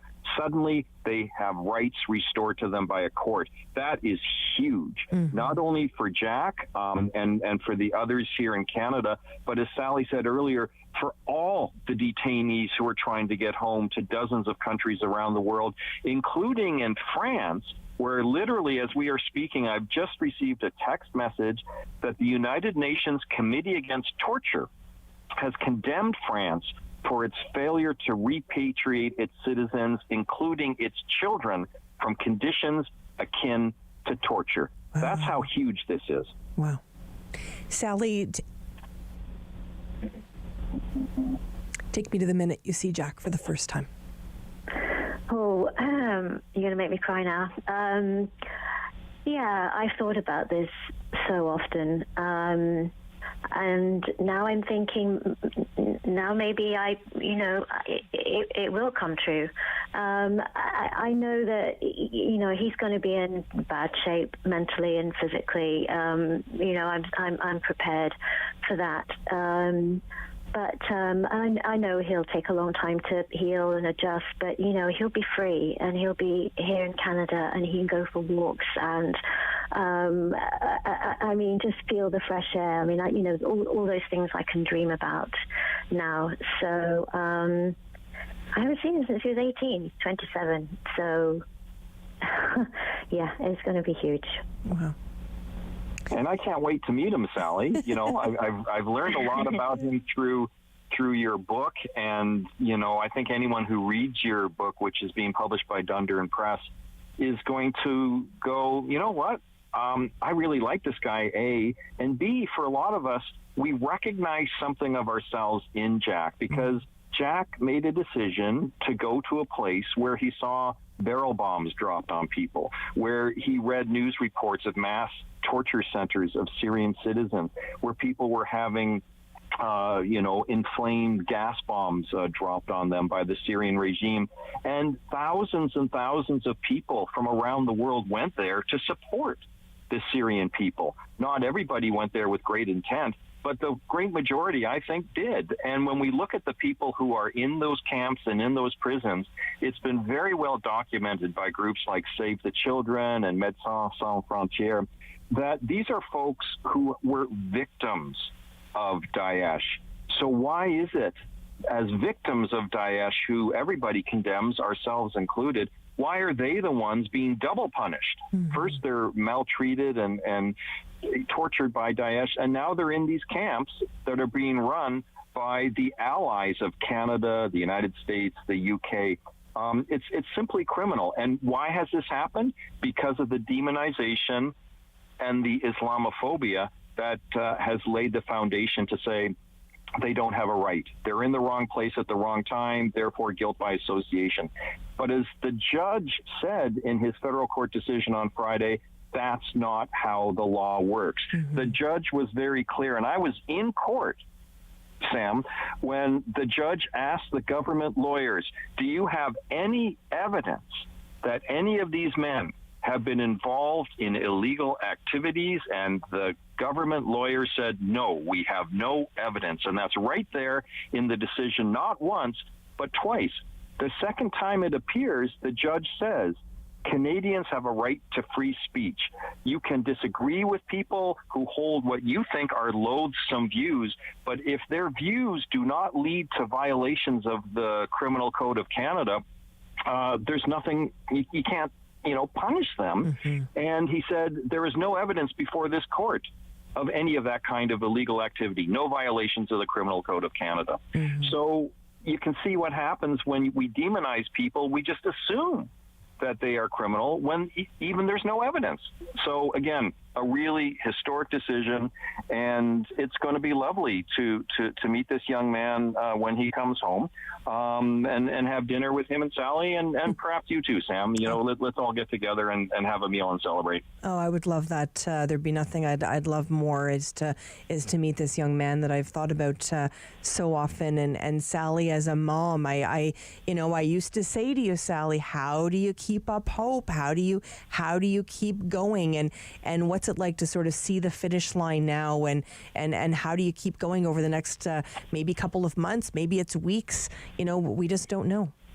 Yes, yeah. Well, now it's easier. Now, I mean, this day actually came sooner than I thought. We thought it was going to be dragged out, and just to say a special thank you to Matthew, because we would not be sitting here saying this if it weren't for him. He's just transformed our campaign since he started last February. I suppose nearly just a year ago now. Yeah, he's just been phenomenal. So I'm just taking that opportunity now to thank him. That's amazing. And Matthew, you have been so strong for Sally. We only have about a minute left, but you also, saw the law come your way, trying to stand up for these people. And how's that going now, Matthew? Oh, I'm still banned from Parliament Hill for handing out flyers in support of Jack's repatriation, but that's a minor little annoyance. What I want people to think about is that February the 15th, the day after Valentine's Day, is the second anniversary of Canada signing on to having led the global declaration against arbitrary detention. We want all the detainees who are currently arbitrarily detained in northeast Syria with Canada's complicity to be brought back no later than February the 15th, and then we can all celebrate ending arbitrary detention of Canadian citizens together. Well, I'm hoping that all comes our way, of course. Matthew, thank you so much for everything you've done for Sally and for Jack and for all the other families and detainees. It certainly has been a pleasure to get to know you over this time, and I know our relationship will just grow, but I just had to say thank you as well, and to Sally, As a mom, I often would think about you as I would fall asleep at night. Oh, and thanks to you too, Sam. You're our first media supporter, and that meant a huge amount to me. Thank you. Sally Lane, Matthew Barron's joining us to talk about the campaign for Jack. Stay with us here on City News. Sam Laprade will be right back on City News. 101.1 FM and 1310 AM.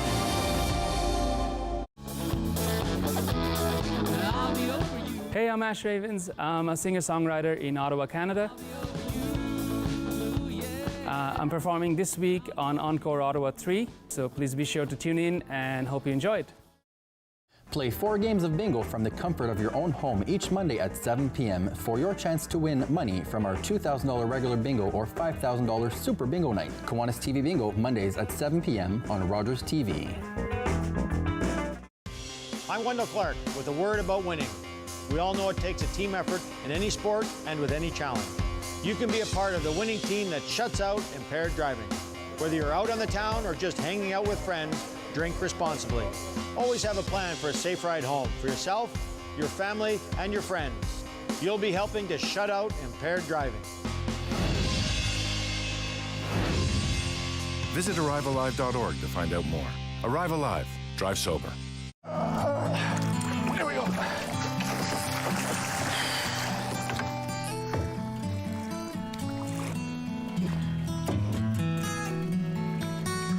Hey, going back in, okay?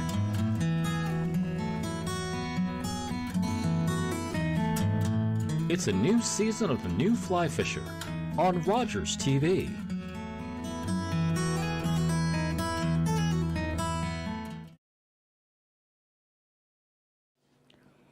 Bum, bum, bum, bum, bum, bum, bum, bum.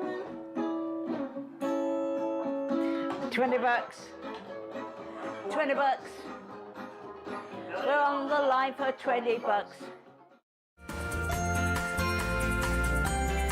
On the next episode of Simply Cooking by Chef, I'm joined by my friend Neil from Ottawa Valley Meats. Tune in to see what we're grilling up on the barbecue.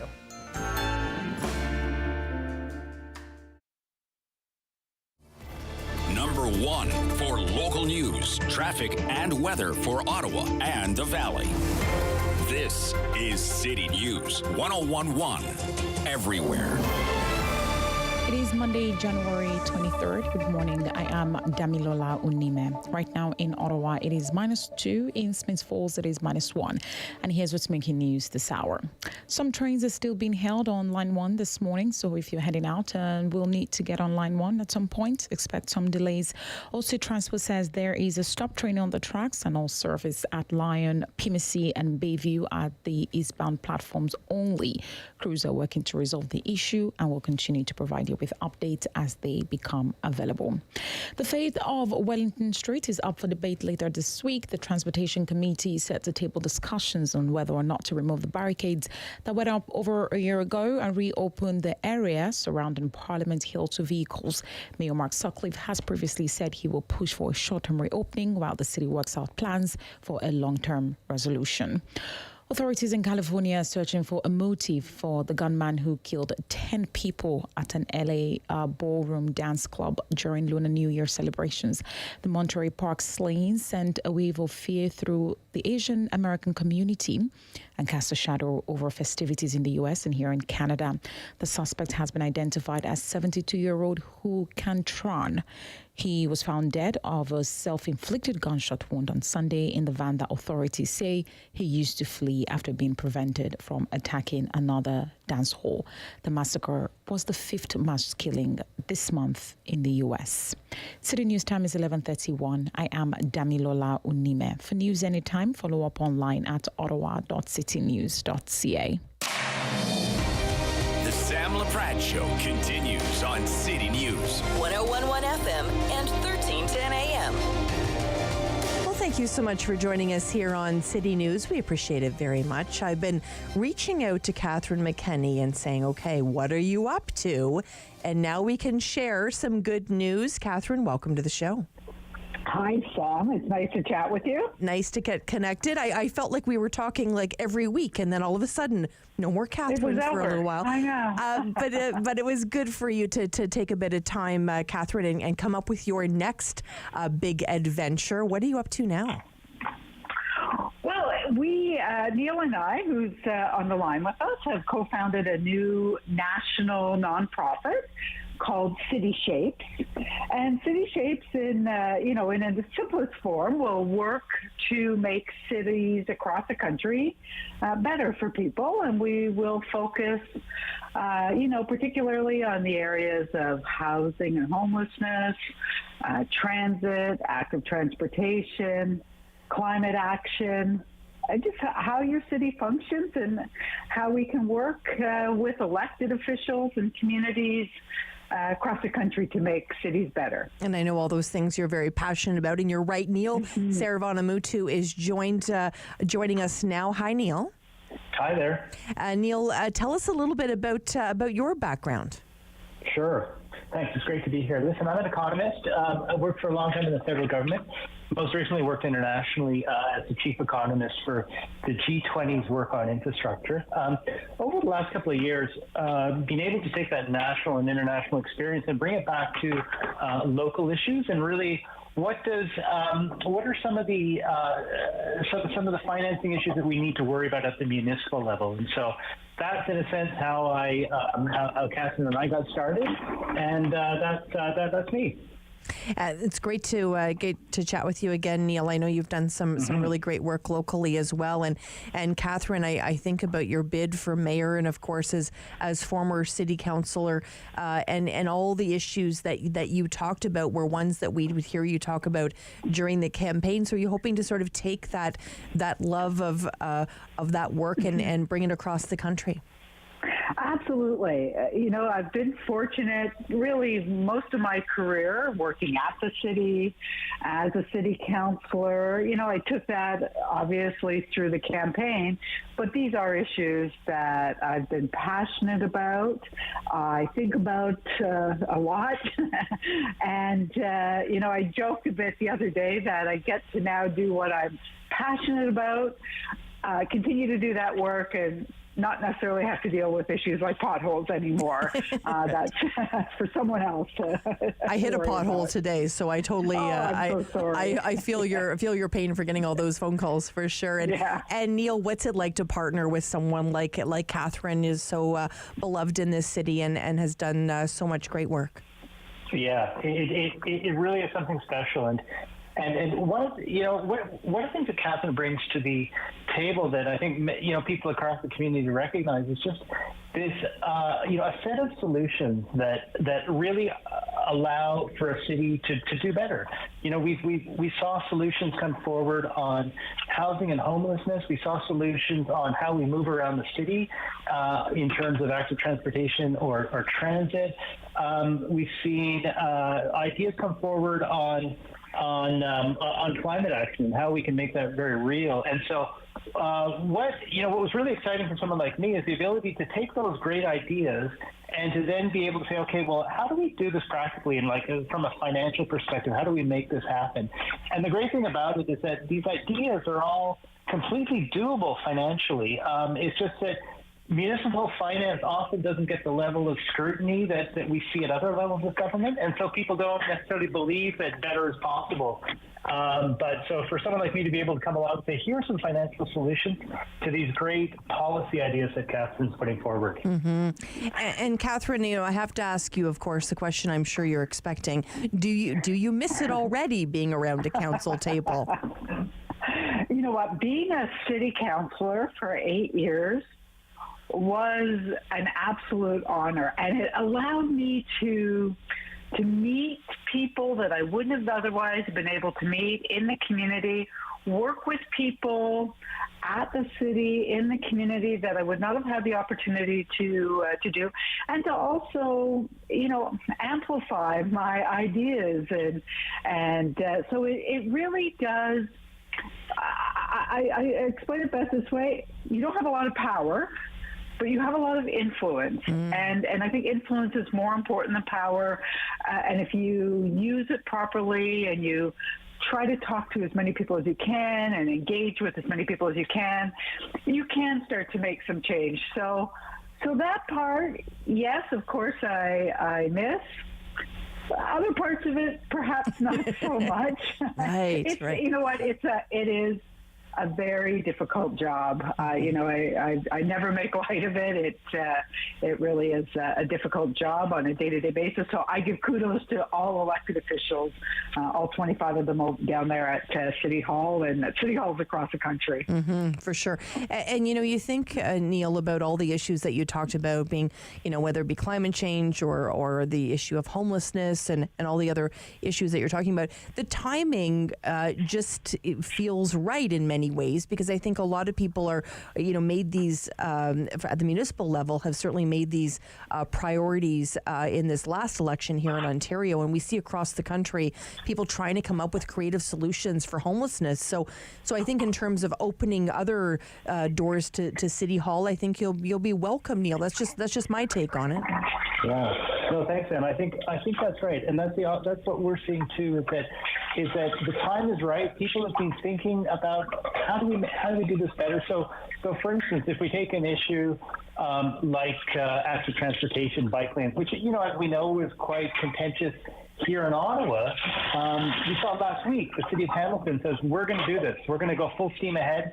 A couple of weeks ago, we saw the City of Edmonton say the exact same thing. You know, we're going to invest heavily in this. And so, you know, different municipalities are moving forward at different speeds, but we're seeing an appetite for change across the country, and we're really excited to be a part of helping make that happen. And thank you for that, Neil. If someone's listening, Catherine, and they're like, how can I get involved? I want to follow this path that Catherine and Neil are on and learn more about it. Where would they go? Well, we have a website, cityshapes.ca. It will, and then in French, it's Ville en Forme. You will find ways of being involved. You will see what we are doing, what our campaigns are as we move forward, what our priorities are. And we'd love to hear from you. If you have ideas, you know, that's how we learn as well. What are people thinking about? So cityshapes.ca. And I think it's interesting, Neil, that you've got that sort of international influence as well, because I think so often we may go to another community and bring that back to somewhere here in Canada. I remember this past year, my daughter and I were traveling through Europe, and in particular in Amsterdam, I'm thinking, why aren't we doing that in Ottawa? You know, just different initiatives that they had. That international flavor, I think, does add something special, because we can, you know, see what else someone's doing and not reinvent that wheel. Yeah, that's true. And, you know, there's so much that we can learn from countries around the world and cities everywhere. I mean, you know, in Europe, you mentioned Amsterdam. Of course, Amsterdam is famous for, you know, all of the bike infrastructure that they've put in. But, you know, if you look at, you know, not far from there, you look at a city like Vienna, you know, what they've done in housing and in terms of making housing affordable for everyone is really incredible. And there's lessons there that we can definitely bring back to Ottawa. So we're interested in understanding, you know, certainly the European context, the Americas, but quite frankly, there's a lot of lessons we can learn from some less wealthy countries. You know, a city like Bogota, Colombia has done amazing things in terms of how it moves people around the city. And speaking about lessons, Catherine, what are some of the biggest lessons you've learned over the last couple of months? Oh, I've learned a lot of lessons. I've learned that people are much more engaged in their cities than I had even anticipated. It really was a very positive experience. And, you know, the mayoral campaign, ideas were put forward. It was a serious discussion, and it was a serious election that we had, well contested. You know, I also learned, though, that people don't, you know, they engage in different ways. And people need to be engaged in a variety of ways. And one of the key things I learned during COVID was that to engage people online, to make sure that you're going to where people are, to build that equity and how we engage people and talk to people is really very important. And I noticed almost immediately a real increase in the number of people being involved in public consultations online. And I really want to find a way of continuing to do that and finding new ways of engaging people so that we hear from everyone. Mm-hmm. Definitely going to be watching very closely to see how city shape up, and I welcome the opportunity to spend time with both Neil Sarvanamutu and Catherine McKenney. Thank you so much. Thanks so much, Sam. Appreciate the time today. Of course, Catherine ran in that mayoral race and, of course, was a city councillor, she said, in Somerset Ward for 8 years. And wonderful to see this partnership. If you want more information there, check out City Shapes. You can check them out online. When we come back, we're going to talk all things sports, a little hockey, a little golf. Well, he talks about it all. That's Steve Warren, of course, from the Steve Warren Sports Show on City News. We're so excited to have him as a part of our team. You want to lock it in to City News. Sam Laprade will be right back on City News. 101.1 FM and 1310 AM. Hello, I'm Jim Deeks, host of Canada Files. I hope you'll join me each week for interesting and informative discussions with some of Canada's most impressive people.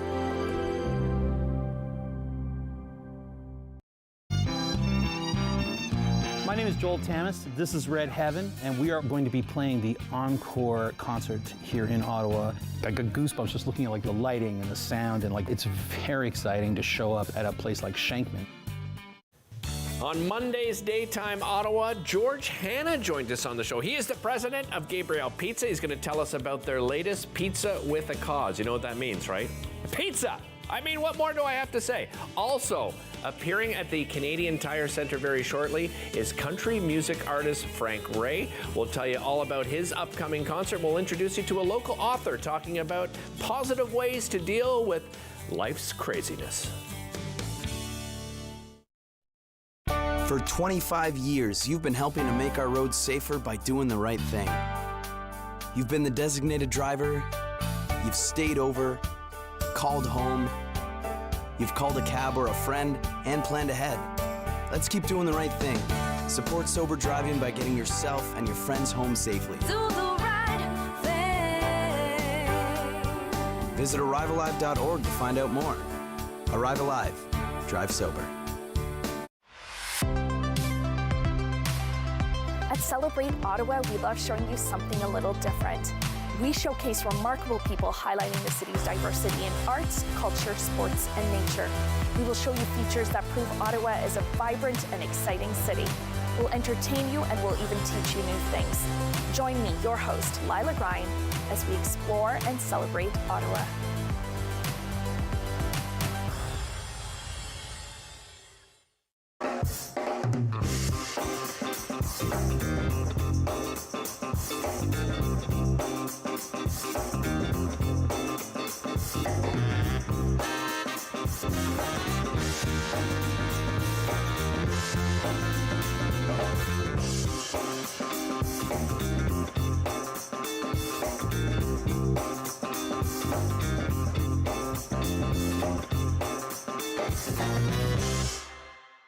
Join me for Season 3 of Paula Roy's Favorite Foods.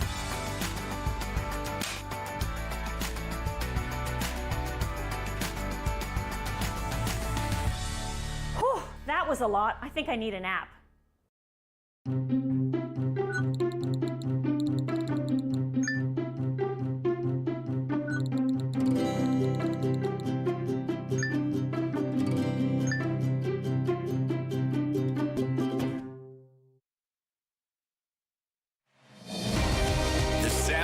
Show continues on City News. 101.1 FM and 1310 AM.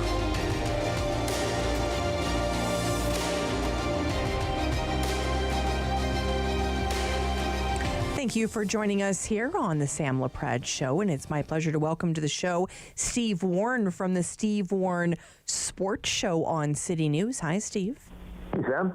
It's great to get caught up with you. We know we normally talk all things Sens, but I want to head to the West Coast and talk a little Vancouver Canucks.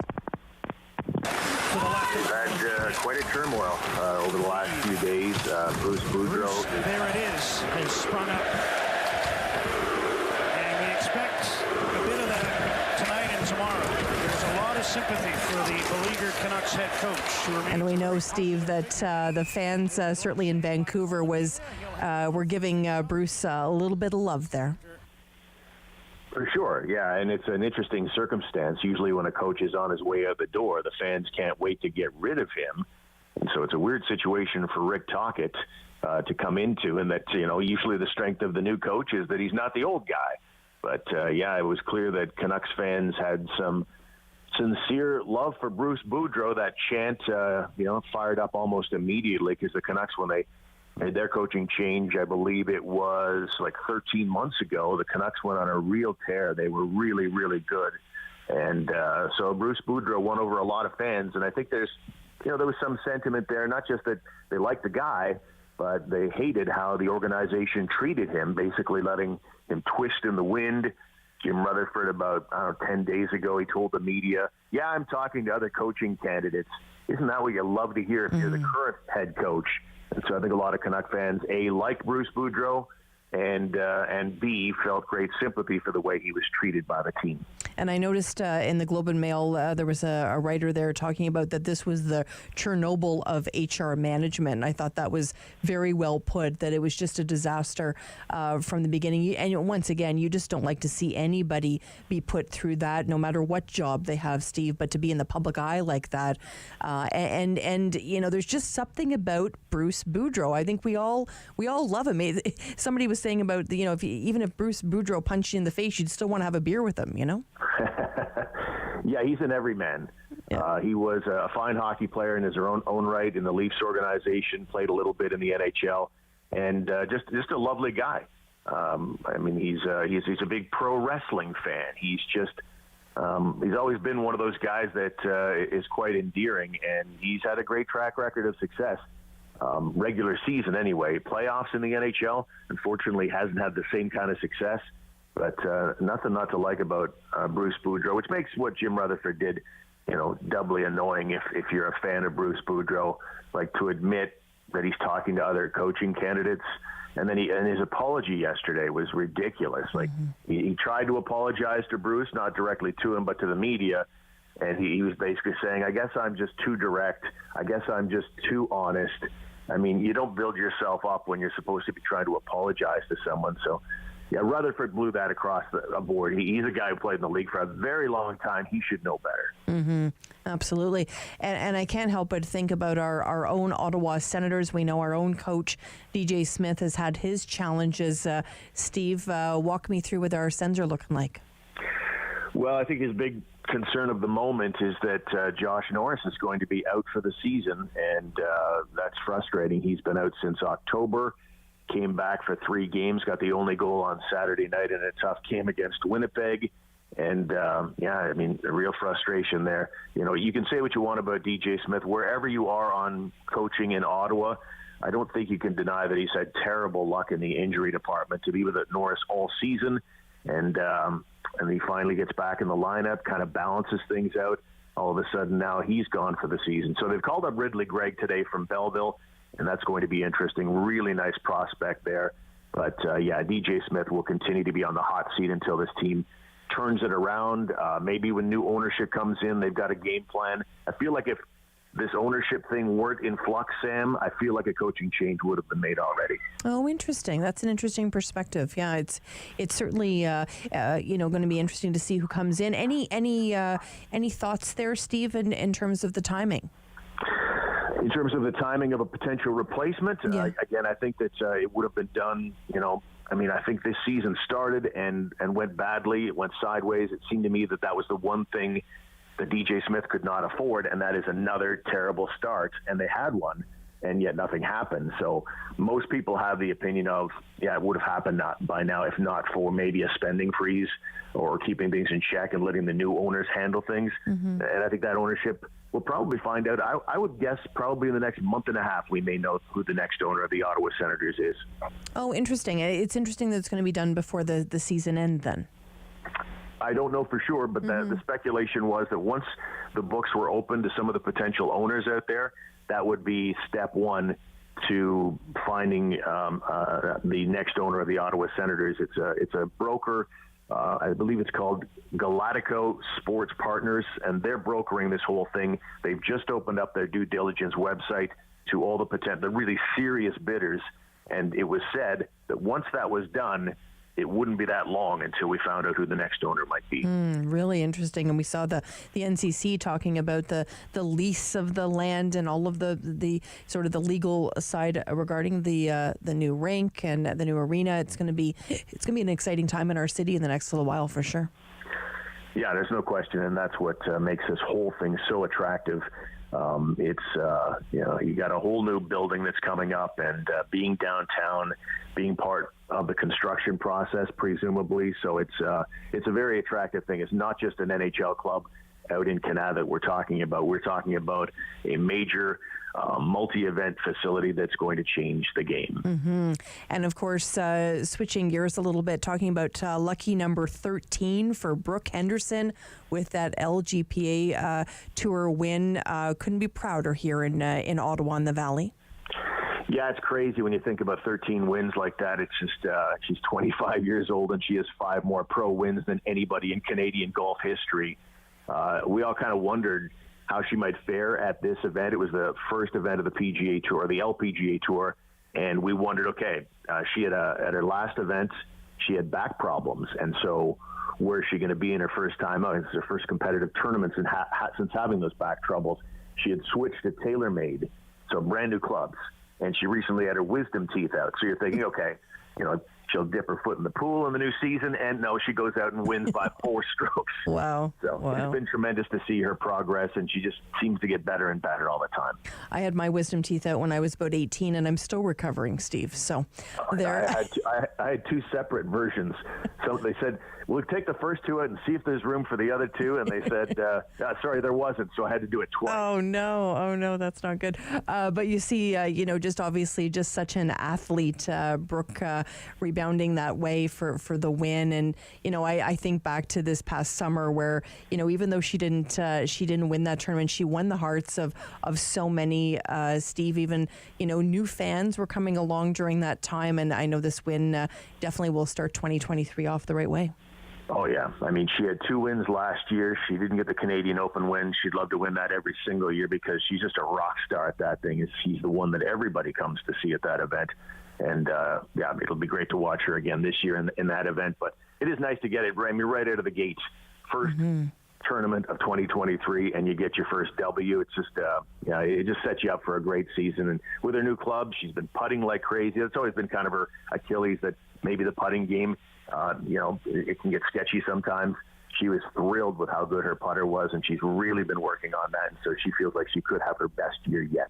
Wow, that's amazing. Can you imagine if the women got paid even half as much as the men, Steve? Well, then they'd be getting paid like the men, absolutely. And I guess it comes down to the money on the line, what sponsors are willing to pay, the amount of tickets that are sold. But she's still, I believe she's well in excess of $15 million just on LPGA wins, and that doesn't even get into the whole angle of endorsements and things like that. She's got a new deal with TaylorMade that probably paid her very, very well. So, she's had a tremendous start. She's 25, and she's already set for life. It's amazing. When are our Sens hitting the ice again? Sens are back at it against the New York Islanders on Wednesday night, and then it gets interesting from there. That 2 of their main rivals, they get the Leafs are in Toronto on Friday night, and then they have a home-and-home with the Habs on Saturday and Tuesday. Oh, those are always fun. I love those home-and-home. Yeah, they are fantastic. For sure. Well, that's great. Well, always appreciate your time, Steve, and thanks for spending time with us today on City News. And we look forward to your show, of course, every Saturday at 9 o'clock, the Steve Warren Sports Show. Are you having fun doing that? Having a great time. Yeah, Greg Kennedy and I are enjoying that and talking all things Ottawa sports, everything that matters to an Ottawa sports fan. You can find it every Saturday from 9 to 10. It's great. Well, it's fantastic. Steve Warren, thank you so much for your time.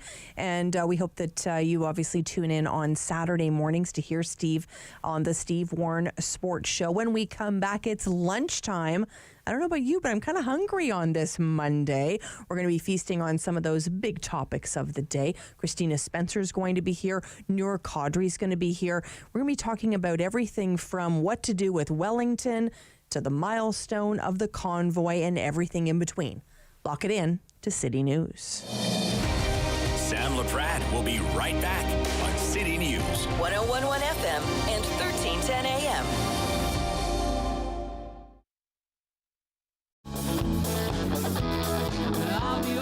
Hey, I'm Ash Ravens. I'm a singer-songwriter in Ottawa, Canada. I'm performing this week on Encore Ottawa 3, so please be sure to tune in and hope you enjoy it.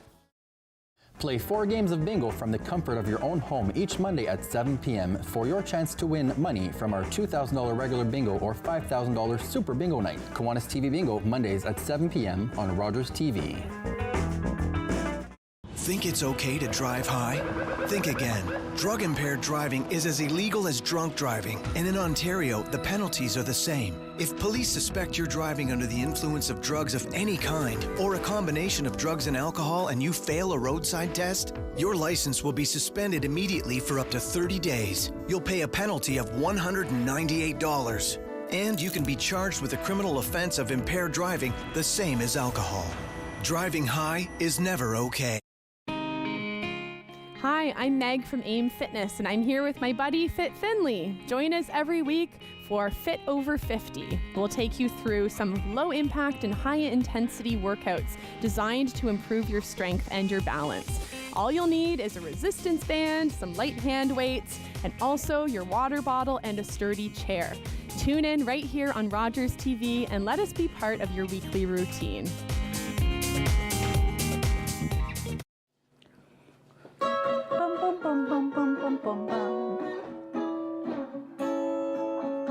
$20. $20. We're on the line for $20. On the next episode of Simply Cooking by Chef, I'm joined by my friend Neil from Ottawa Valley Meats. Tune in to see what we're grilling up on the barbecue.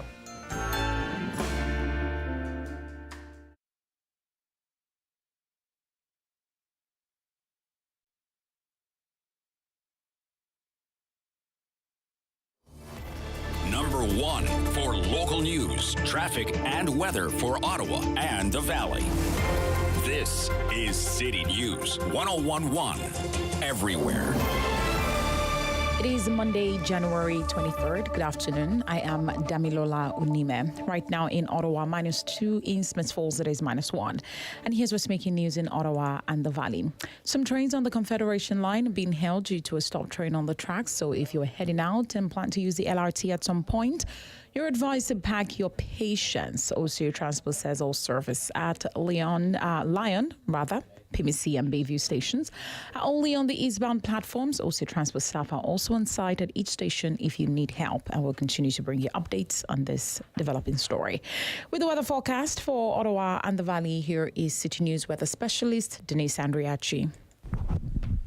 Guaranteed high of -1 today. We'll have some sunny breaks, but not very much vitamin D in this forecast. We have a few flurries tonight here in Ottawa and Smiths Falls, and some flurries for Tuesday. Winds will be out of the northwest tomorrow. Highs right around the freezing mark once again. Overnight tonight for Smiths Falls near -3. Our guaranteed high for Ottawa today is -1. City News time is 12:01. What should be done on Wellington Street? City News reporter Chris Curris is gathering reaction. It's currently closed to vehicles and has been since the Freedom Convoy, but many are looking to reopen it. A study is currently being done, but Kevin McHale, the Spark Street BIA rep, says moving it to pedestrian only would be the best decision, as would keeping it under city jurisdiction. Police have changed the tactics that they'd use, so we don't think, I think it's highly doubtful that we'll see trucks ever enter the core like they did again. And to dramatically change the way the downtown core moves and works over one incident, I think we think is a little bit overkill. We've heard from the mayor, who says he's leaning towards opening it up in the short term. Same for Somerset Ward's Ariel Troster. I would like to see us move forward with some sort of pilot project when the snow dries up. to show what the potential for the space really is. On the other side of the coin are MPs who cite security concerns in their wish to keep the street closed to vehicles. The Transportation Committee meets Thursday to debate the issue. Chris Curry's City News. And the Prime Minister has asked for a review of procurement practices in the public service after questions are being raised about the work of a subcontracting of work on the controversial ArriveCan app. City News parliamentary reporter Cormac McSweeney has the story. Speaking in Toronto, Prime Minister Justin Trudeau says he's asked the clerk of the Privy Council, the top bureaucrat in government, to look into why a two-person Ottawa staffing company was hired to help with the ArriveCan app, but then subcontracted out tens of millions of dollars in work, something that could have been done by the public service. Obviously, this is a practice that seems highly illogical and inefficient. Trudeau says he hopes the review makes sure we get the best value for our tax dollars and it's spent in a smart and logical way. The Globe and Mail reports the company, GC Strategies, billed the government for work developing the $54 million ArriveCan app, but outsourced the work to local and multinational companies. Questions about the high cost to develop the app have led to a House of Commons committee investigation. Cormac McSweeney, Parliament Hill. City News Time, 12:03. Spotify is cutting 6% of its workforce. The music streaming service is the latest tech company to announce job cuts as the post-pandemic economic outlook weakens. In its latest annual report, Spotify reported it had about 6,600 employees, which implies that about 400 jobs are being axed. Last week, Google announced it was slashing 12,000 jobs, and Microsoft said it will cut 10,000. I am Damilola Unime. For news anytime, follow up online at ottawa.citynews.ca. Connecting you and your community. This is the Sam Laprade Show on City News. 101.1 FM and 1310 AM. Well, it's lunchtime, everyone. Thanks so much for joining us here on City News. It's this time of day we get together and feast on those big news topics of the day. And we've invited to the table today Noor Qadri, professor at the University of Ottawa and mayoral candidate. Hello, Noor. Good afternoon, Sam. How are you? Good. Thanks so much for spending time with us. And once again, Christina Spencer has pulled up a chair as well. Editorial Pages editor for the Ottawa Citizen. Hello, Christina. Hi there, Sam. Christina, I saw you were out getting some fresh air, which was good on the weekend. You were skiing, I think. I was. Very bad cross-country skier, but I really like it. Well, there you go. You looked great. So that's all that really matters, right? You're out there looking fantastic, which is great news that people were out spending time in this beautiful city. Lots to talk about today. Let's start and talk a little bit, Noor, about the city's decision to purchase electric buses at $350 million price tag. What are your thoughts? I believe it is a very good thing because those monies are federal funds, and the federal government has got some initiatives in order to meet its targets with respect to the environment, and the electrification of buses and infrastructure supporting that is part of like $2 billion plus dollars, and the more that we can get of that, the better at the city of Ottawa. It is absolutely important, however, to put it as part of a grand plan of improving what's happening at OC Transpo. We faced a lot of deficits. We've seen Mayor Sutcliffe going to meet with the province's premier in order to try to help with that. And the last thing that we would want to have is an additional funding to have a new program that will exacerbate or add to the problem as opposed to solving it. Mm-hmm. We know, Christina, our conversations over the years and just even following the story of public consultation or public transportation in this city. And, it's certainly been a challenge to even talk about the bus system or the LRT some days. Is this good news, Christina, finally? Can I say yes and no? Sure, absolutely. I'll agree with Mr. Qadri on the principle. It's the practice that's our problem here, right? We're talking about zero-emission buses and electrifying the fleet. We know from the City Auditor General's report last year that the recommendation is to be cautious about this until we've sort of fully tested whether or not this program works in this city, in this climate, etc. And that's kind of the question we don't know, right? It's great to say There is a federal program. There's $350 million on the table. We hope to have an emissions-free fleet by 2036, I believe it is. But we also know that, based on the Auditor General, we sort of cut down the first pilot project because it wasn't entirely satisfying that these buses could do the job the way we want them to. Now, I have faith in technology. I think this can happen.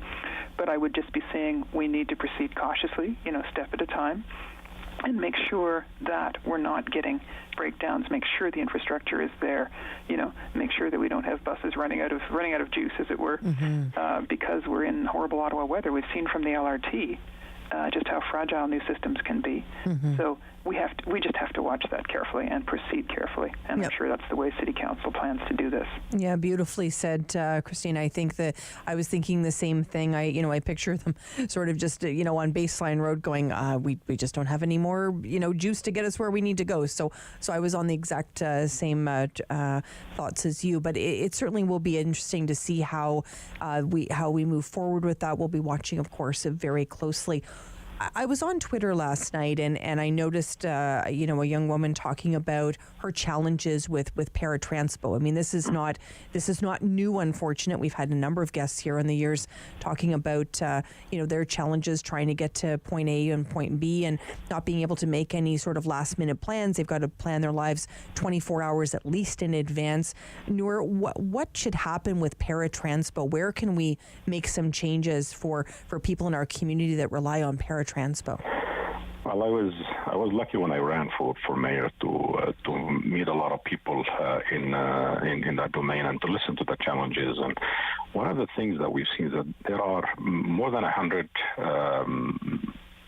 cars that were equipped with like physically challenged aspects that could help people move around.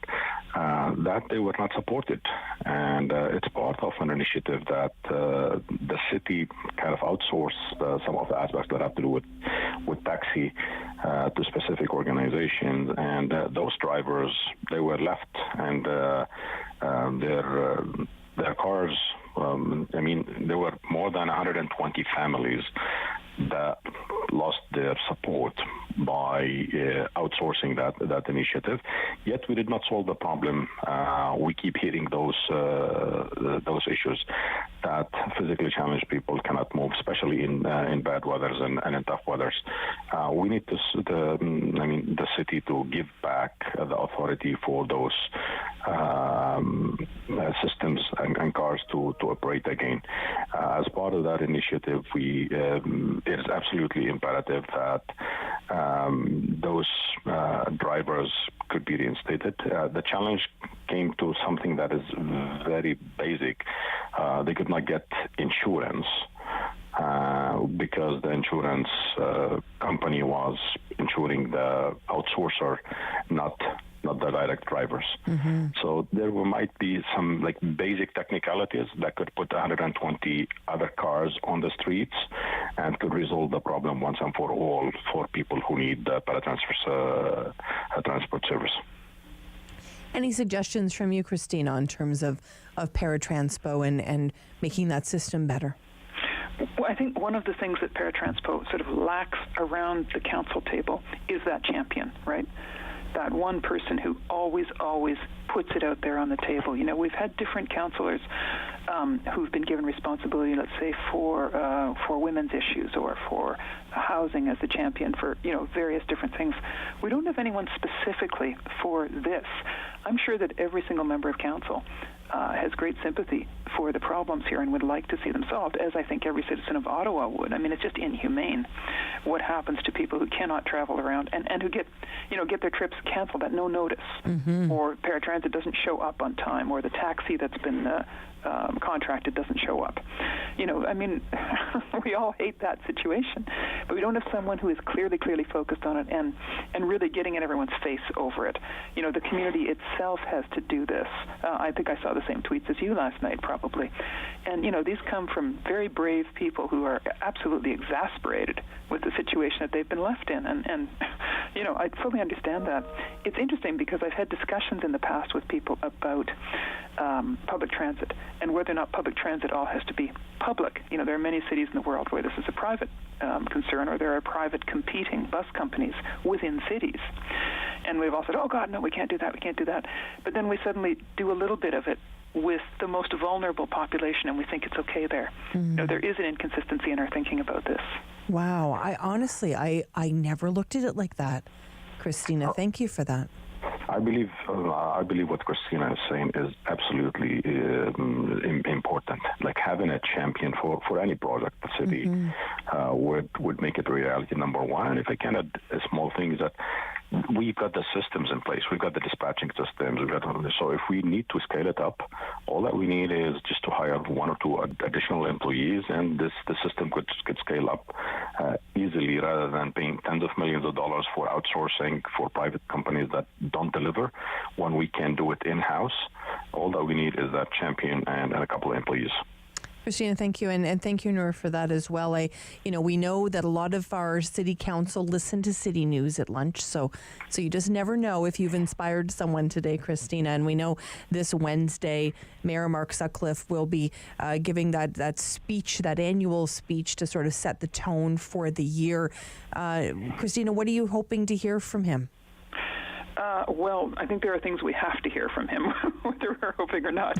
I mean, the whole transit file is it is the number one issue locally. It is the thing I'm sure you hear most of from your listeners. It's the thing I hear most of from our readers. It intersects with the environment, obviously. We were just talking about emissions-free vehicles. It intersects with the back-to-work issue downtown. And we know that, in all of the suburbs and rural areas, there's discontent about transit. So if he says nothing else other than transit, I think that's where we are. We're trying to solve legal issues right now around the LRT, et cetera, that's going to have to dominate council. Whether that's what anyone wants to have dominate council or not, it has to. So be looking forward to hearing a little bit of direction from him on that. We also know that housing will be not only a priority among many members of the council, which the mayor is going to listen to, I'm sure, but also the province has made it very clear that better be a priority this year. So we'll be listening to hear what he has to say about that.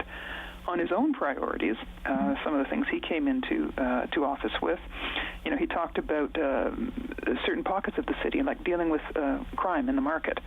It will be interesting to see if he plans to go ahead or hopes to go ahead with any of the initiatives that he promised for that. And lastly, what I really want to hear as a taxpayer is, how are you going to do all the things you have to do with that 2.5% tax increase ceiling? Right. I really kind of want to get a notion of how that's supposed to happen. Absolutely. I'll be watching very closely for that as well. Noor, what are you hoping to hear from Mayor Mark Sutcliffe? Well, I don't envy Mayor Sutcliffe on the situation that we are in the city of Ottawa. It is a tough situation on all fronts. We're a large city. We're the capital. We're a $6.2 billion corporation, and he has to set his priorities right. As Christina said, LRT and its shambles have to be a top priority in this. He has promised those 100,000 homes that he's going to build over the next 10 years. It is absolutely important to start on that, although I believe this is very short of what the city needs. We need about 160,000. So in order to put it on the right track, he has to lay down the foundation of the changes that he wants to put forward, whether it is about zoning, whether it is about removing red tape at the city, how he's going to address the issues that have to do with homelessness and the challenges associated with that, additional city housing or affordable housing. This remains a big challenge. Of course, you need to tie this in with other aspects that have to do with the environment. And his approach towards putting a 2.5% increase only on taxes is important. I promised 2%, but I have identified a lot of inefficiencies that could be eliminated.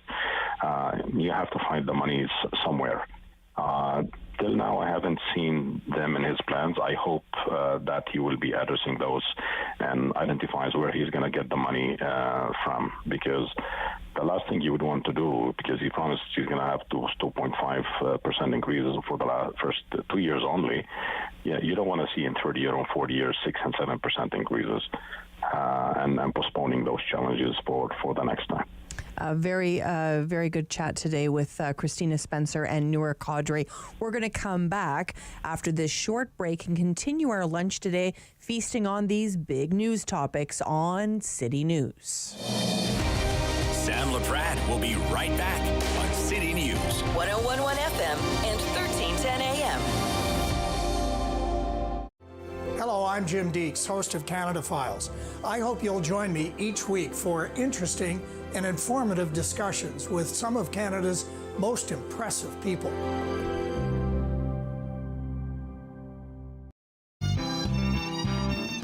My name is Joel Tamas. This is Red Heaven, and we are going to be playing the Encore concert here in Ottawa. I got goosebumps just looking at the lighting and the sound, and it's very exciting to show up at a place like Shankman. Your mouth can do a lot of amazing things.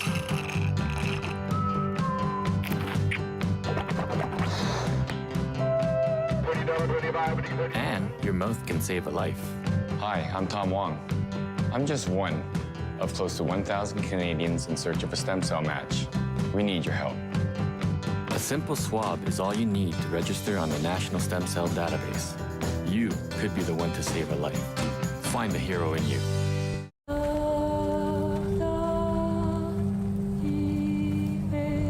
Our ancestors came here from France to build a better life. We lived here happily for generations. Until the British decided they wanted our land. The men were called to a meeting and then imprisoned. They demanded we swear an oath to their king and took everything, regardless. We were forced from Acadie, the only home we knew. Mon Acadie n'existera plus.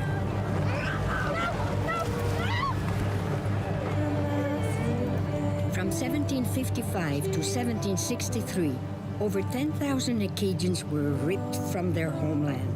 Despite this, Acadian culture endures in Atlantic Canada.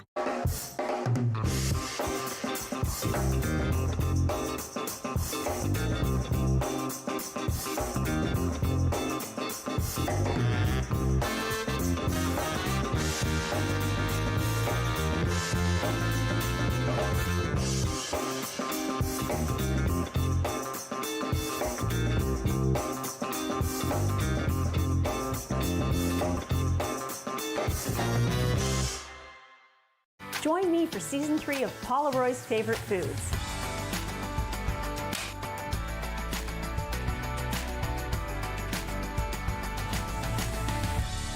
Whew, that was a lot. I think I need a nap.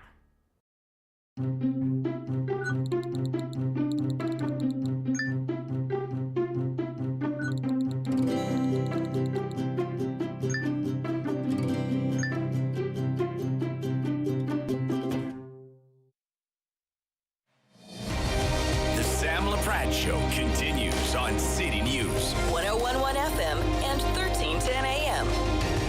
Well, it's lunchtime on City News, and we've invited a couple of people to the table today. Christina Spencer, editorial pages editor with the Ottawa Citizen, and Noor Qadri, professor for the University of Ottawa, as well as a mayoral candidate. And if you can believe it, Christina, I know you can. It's 1 year since, of course, this so-called Freedom Convoy arrived in Ottawa. It was one year ago this week. What are your thoughts about the last year? Well, it was an interesting year in terms of the protest and the fallout from that convoy protest, right? Because when these guys finally left town, there were threats of them coming back, and a certain group of people did come back in that sort of motorcycle convoy, which was, I think, in May. And we saw that handled very well by the police, which sort of shows us that one can actually handle these things rather well. And then we saw the very odd sensation of this group going to St. Bridget's Church in the summer that obviously also had ties to the same people. So, the threads are still there, and they pop up in these different, really oddball ways. And I think that one of the lessons for us is I think Ottawa is still always a little on edge about this now because we've seen it in different forms over the last year. We're not sure yet what the plan is to prevent the kind of anarchy that happened last year. And I think we all want to see that. Mm-hmm.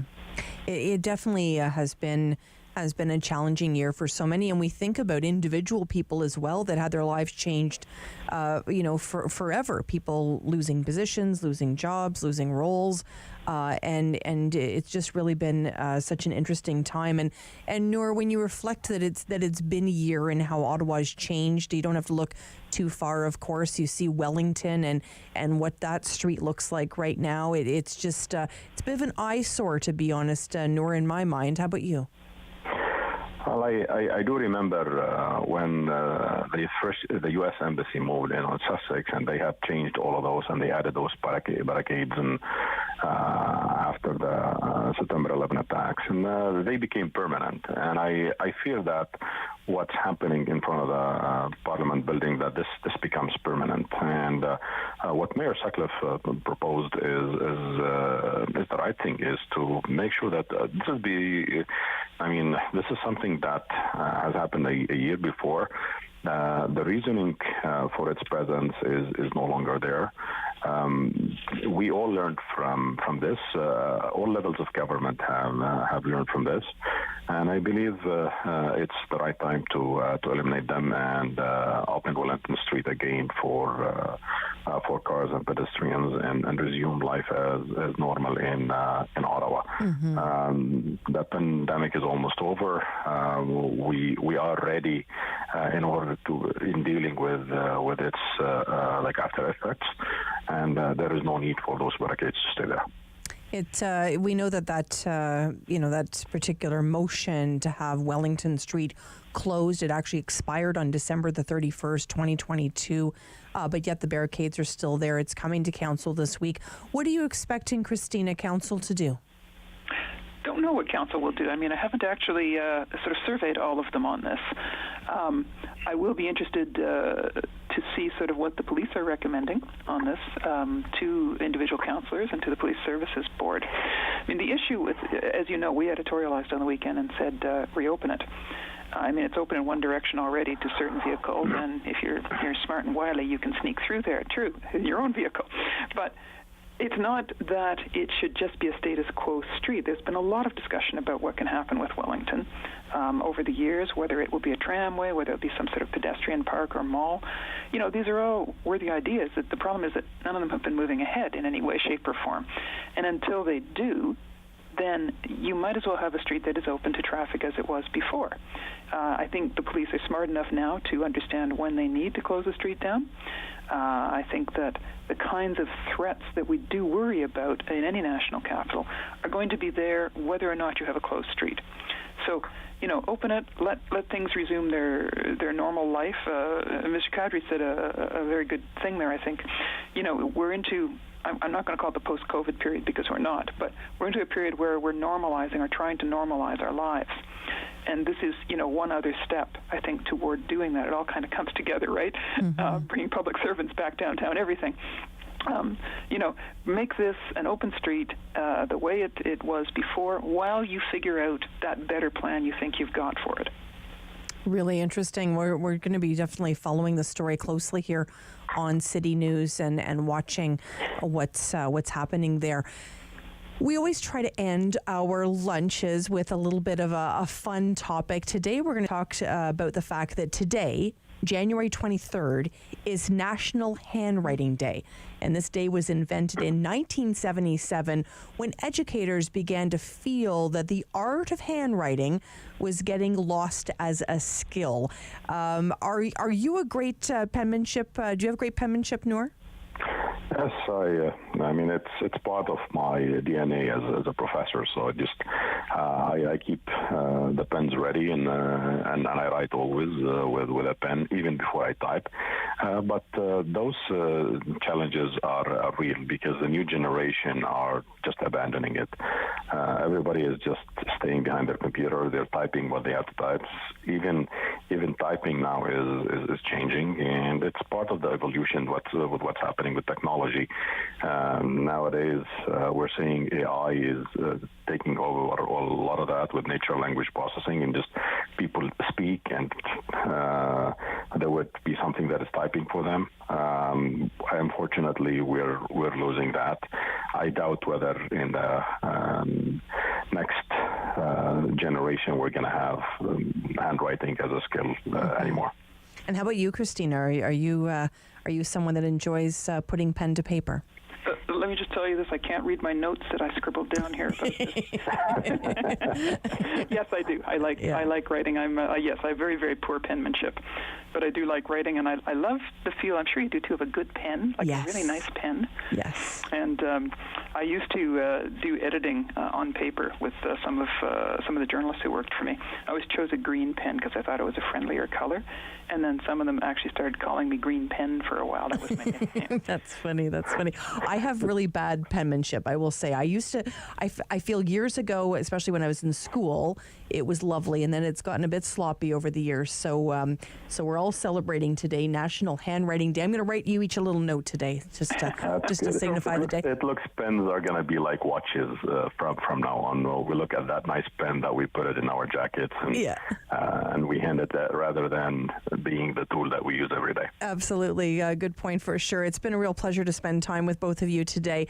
Noor Qadri, professor at the University of Ottawa, and of course, mayoral candidate, and Christina Spencer, editorial pages editor for the Ottawa Citizen. Thanks for having lunch with me, you two.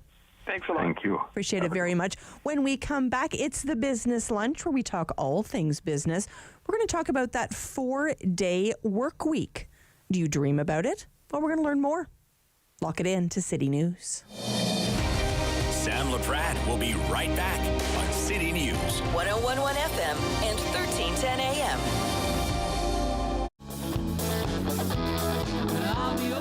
Hey, I'm Ash Ravens. I'm a singer-songwriter in Ottawa, Canada.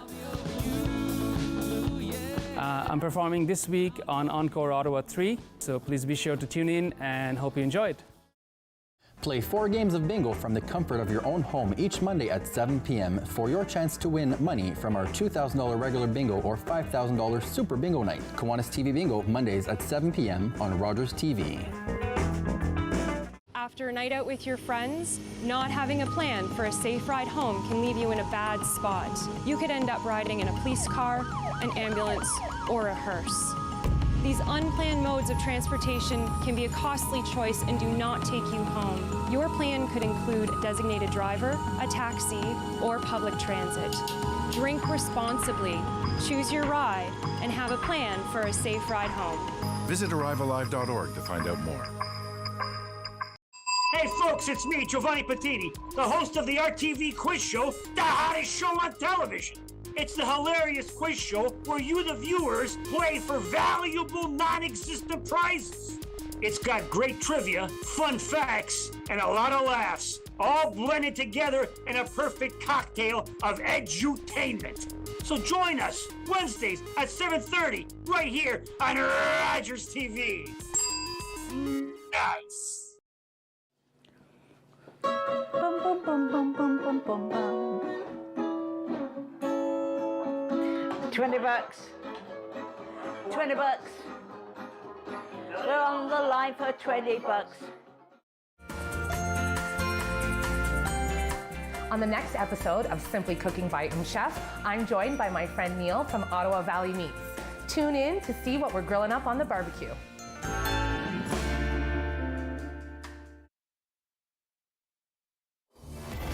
Number 1 for local news, traffic, and weather for Ottawa and the Valley.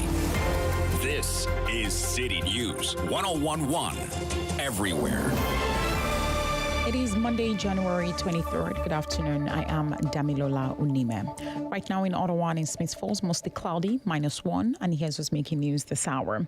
If you're taking the old train today, expect delays because some trains have been held because of a stop train on the tracks. OC Transport says all services are running at Lyon, Pimisi and Bayview stations, but only on the eastbound platforms. Transit staff at each station and they're there to help you get around today. Stay with City News for this developing story. And the Nick Smith Center Arena in Ann Pryor is closed for repairs. The town says there was a major damage to the refrigeration system, causing the closure for at least the next 10 days. All user groups have been informed of the closure.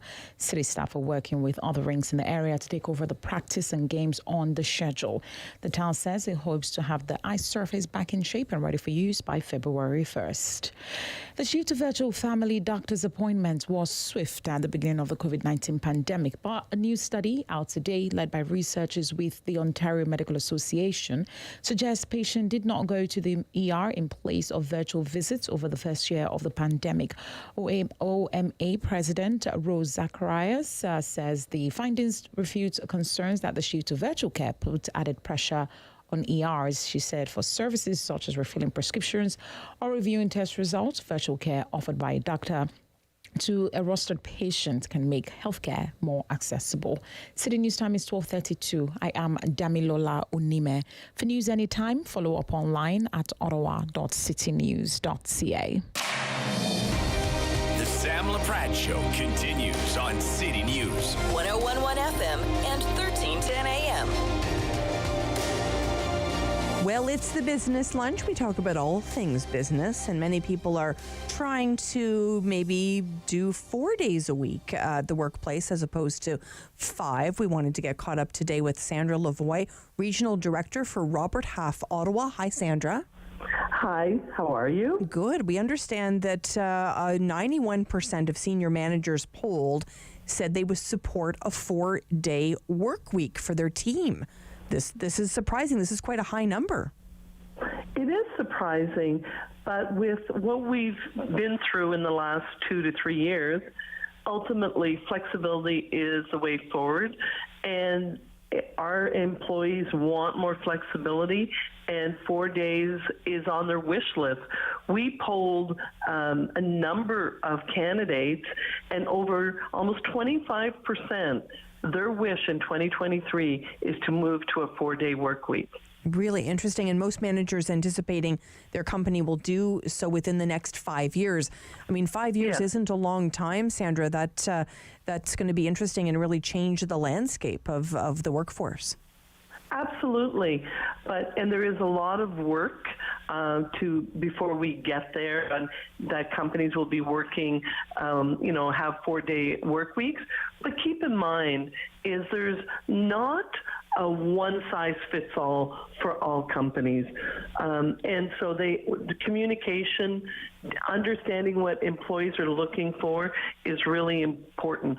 But providing flexibility will also increase engagement level, and trust will increase, which will allow a retention of staff in this candidate short market. That is huge. Mm-hmm. And I think it's really interesting because I certainly, I'm self-employed, so I work about 60, 70 hours a week anyway. But when I see here that it says among workers polled, nearly 3/4 said that they would put in 4 10-hour days in exchange for an extra day off a week. So maybe working Monday to Thursday from 8 a.m. to 6 p.m. so that you would have Friday off is a really interesting concept. And we're seeing more and more of this because, years ago we would say people look for work-life balance. People today want work-life integration, that their family is a high priority on their wish list, and they want their schedules for work and personal to be flexible so they can enjoy both areas of their life. Mm-hmm.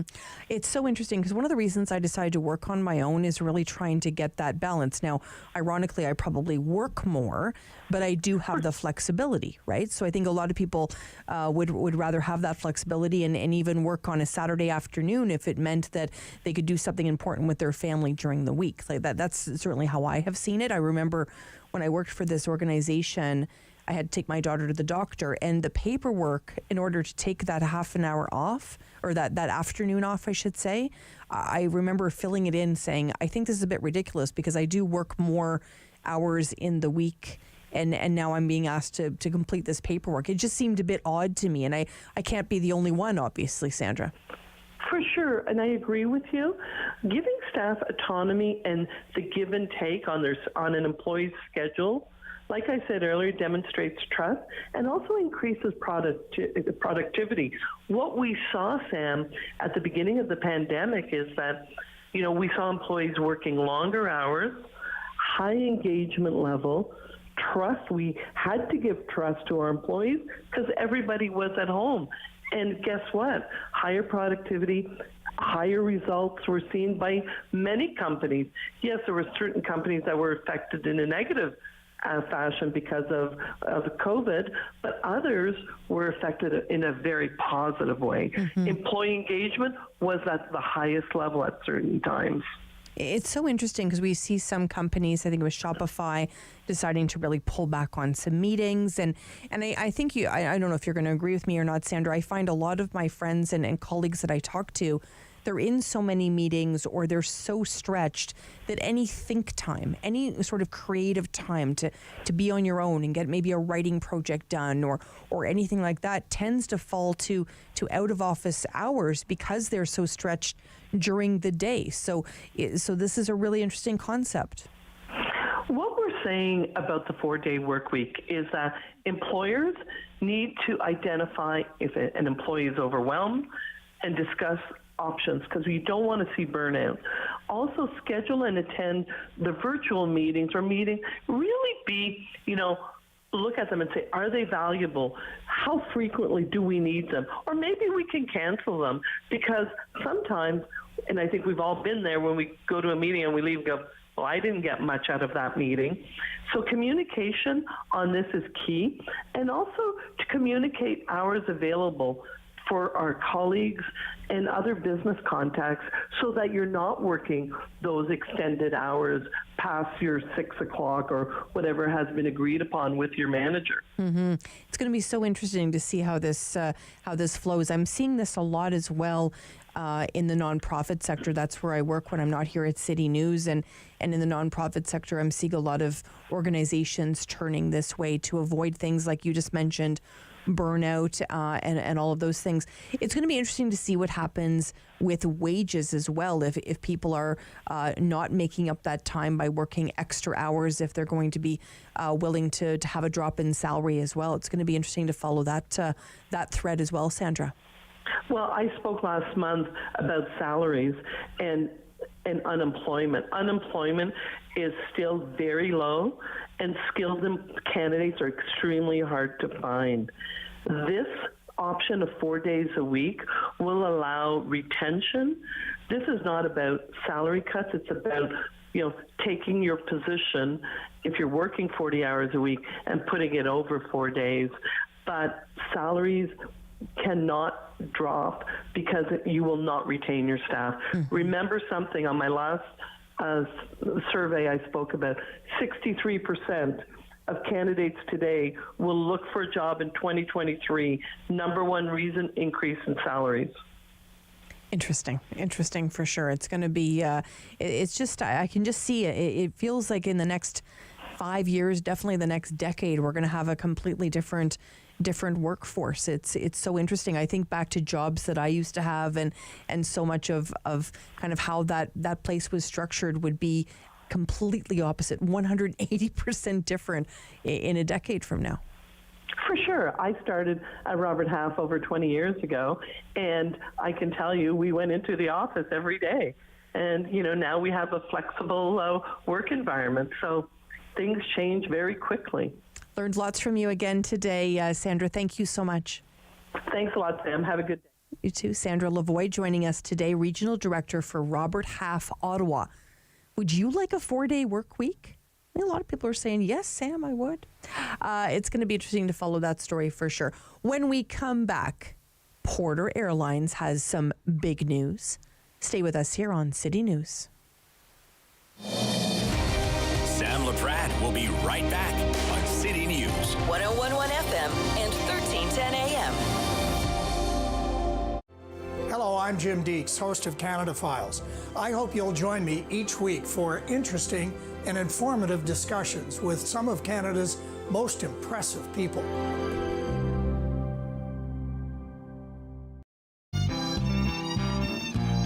is Joel Tamas, this is Red Heaven, and we are going to be playing the Encore concert here in Ottawa. I got goosebumps just looking at like the lighting and the sound, and like it's very exciting to show up at a place like Shankman. On Monday's Daytime Ottawa, George Hanna joined us on the show. He is the president of Gabriel Pizza. He's going to tell us about their latest Pizza with a Cause. You know what that means, right? Pizza! I mean, what more do I have to say? Also, appearing at the Canadian Tire Centre very shortly is country music artist Frank Ray. We'll tell you all about his upcoming concert. We'll introduce you to a local author talking about positive ways to deal with life's craziness. Summer days, summer nights, lots of things to do, places to go, and people to see. If you're having a few drinks, be sure to plan ahead and get home safely. We don't want to pick you up.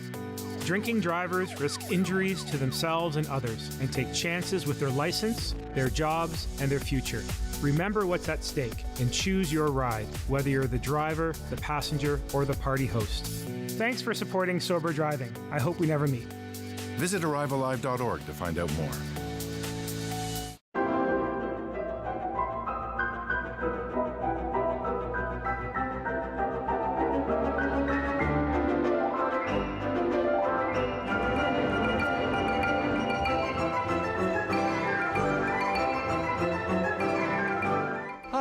I'm Julian Armour from Music and Beyond.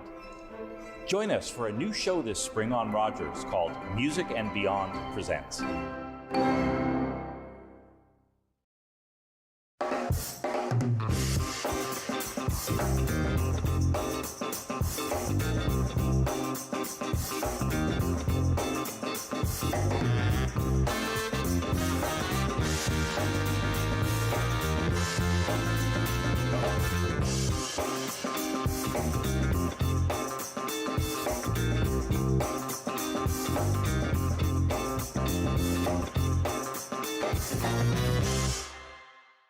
Join me for Season 3 of Paula Roy's Favorite Foods.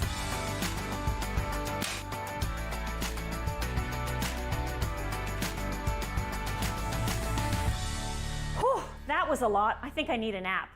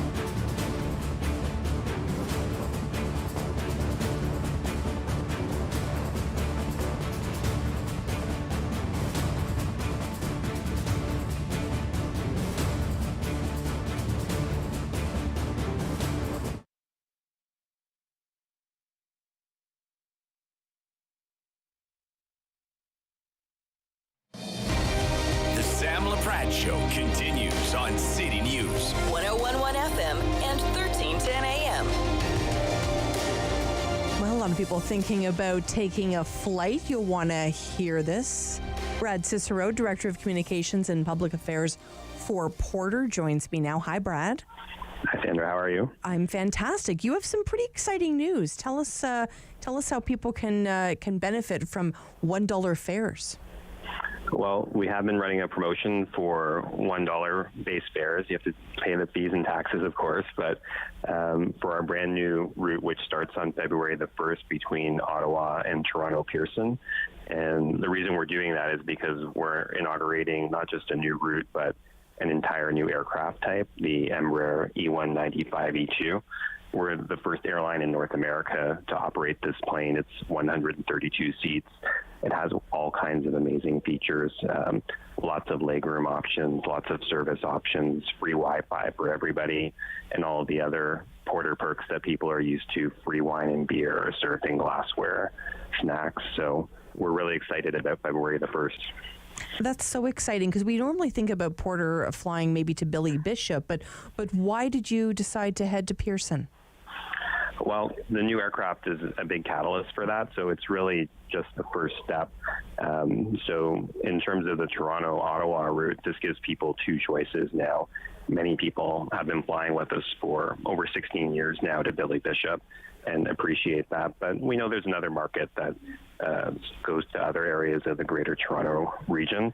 So we'd like to serve that as well. We'd like to offer some flights beyond that, because the new planes really give us the ability to fly throughout North America eventually, and we expect to be adding a number of new routes we've already announced from Pearson at this point, but we expect Ottawa will grow as well over time to Western Canada, to Atlantic Canada as well.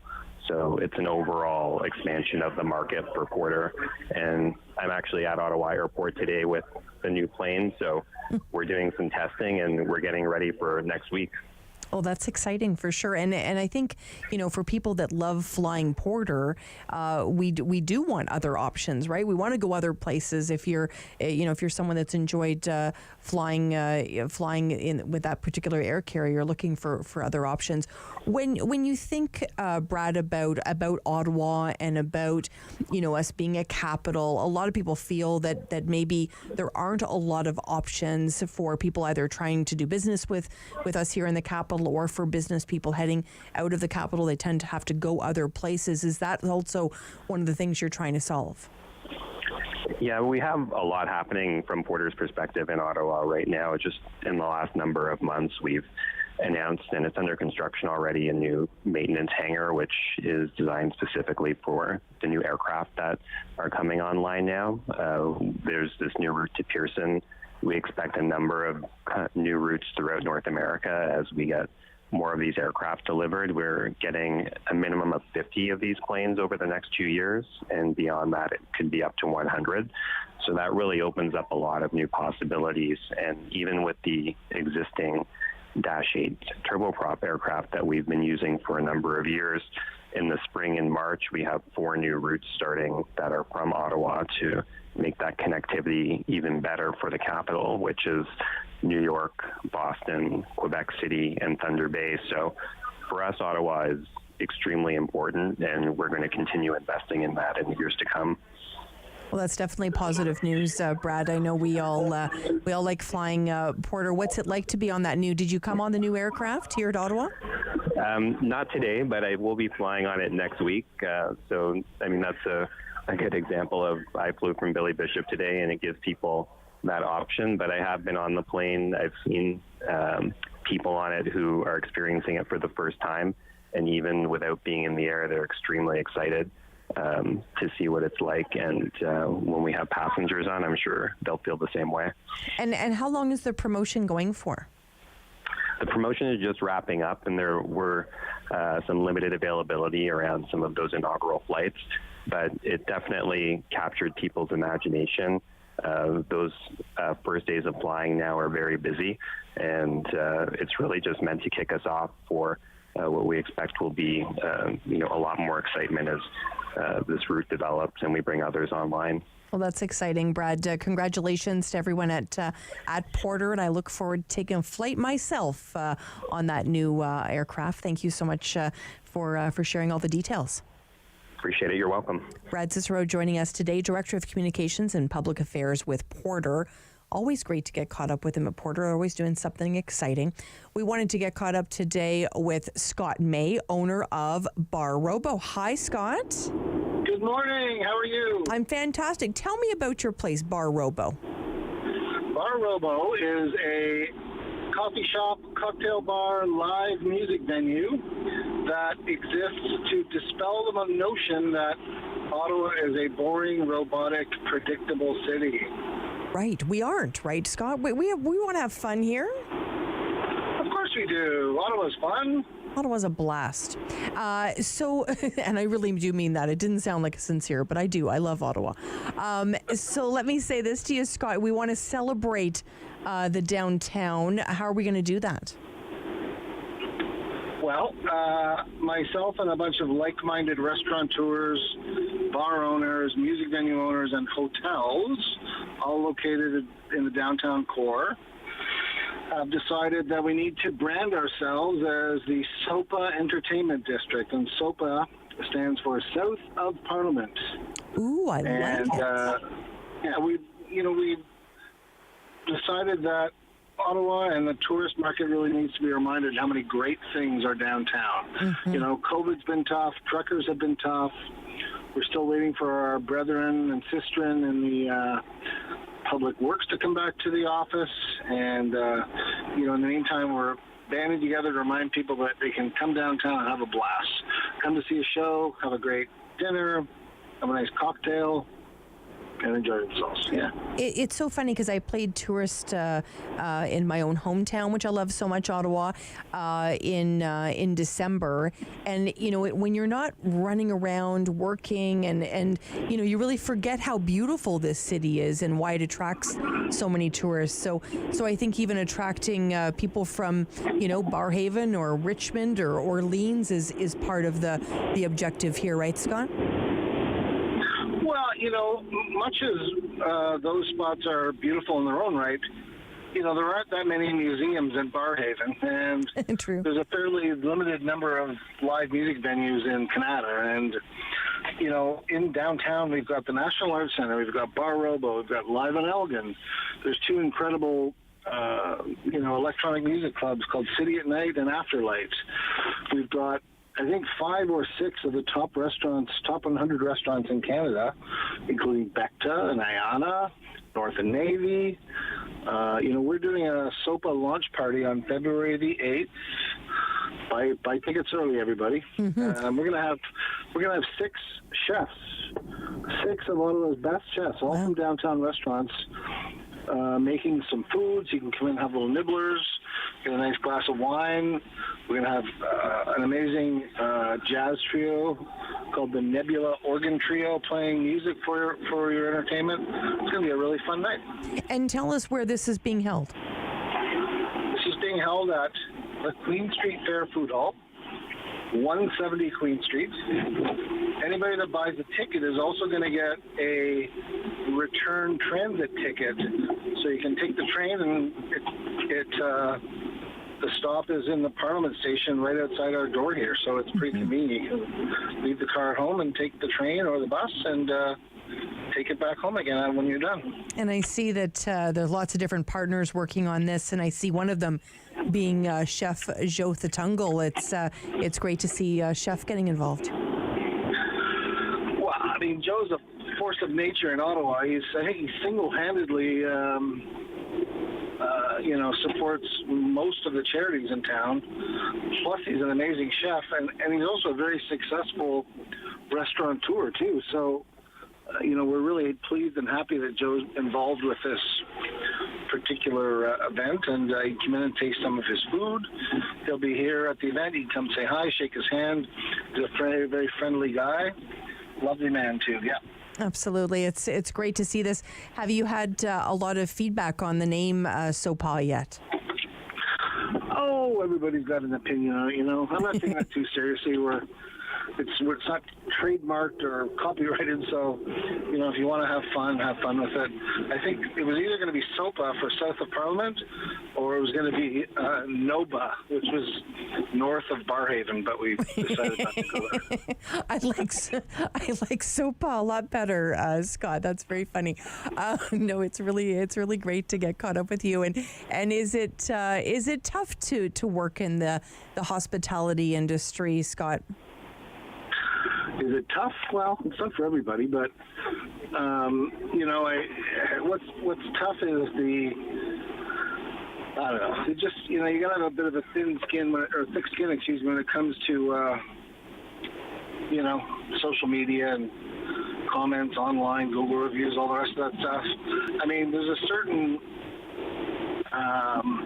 part of the spirit when you're in the entertainment business, the restaurateur or whatever it is.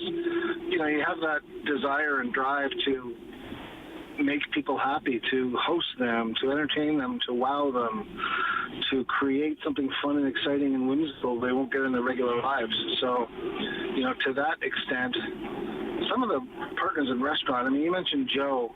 Our restaurant is right beside Ayana, which is a very new staple in our downtown scene. Just amazing owners, an incredible chef. Stephen LaSalle from East took over at Feast and Revel, just opened a new restaurant inside the Metcalf Hotel called Cocotte, which is incredible French bistro-style cooking, but with a bit of a flair. You know, we've got Riviera that's just across the street from us on Spark Street. Becta is an amazing, you know, staple of the Ottawa dining scene for years, just around the corner from us. There's so much fun, exciting, cool stuff to do downtown that you just won't find anywhere else. Absolutely. You know, we've got museums coming out our ears. You know, we've got all kinds of fun stuff to do. Absolutely. Thanks for the reminder, Scott, about how fun this city is, and I love the SOPA.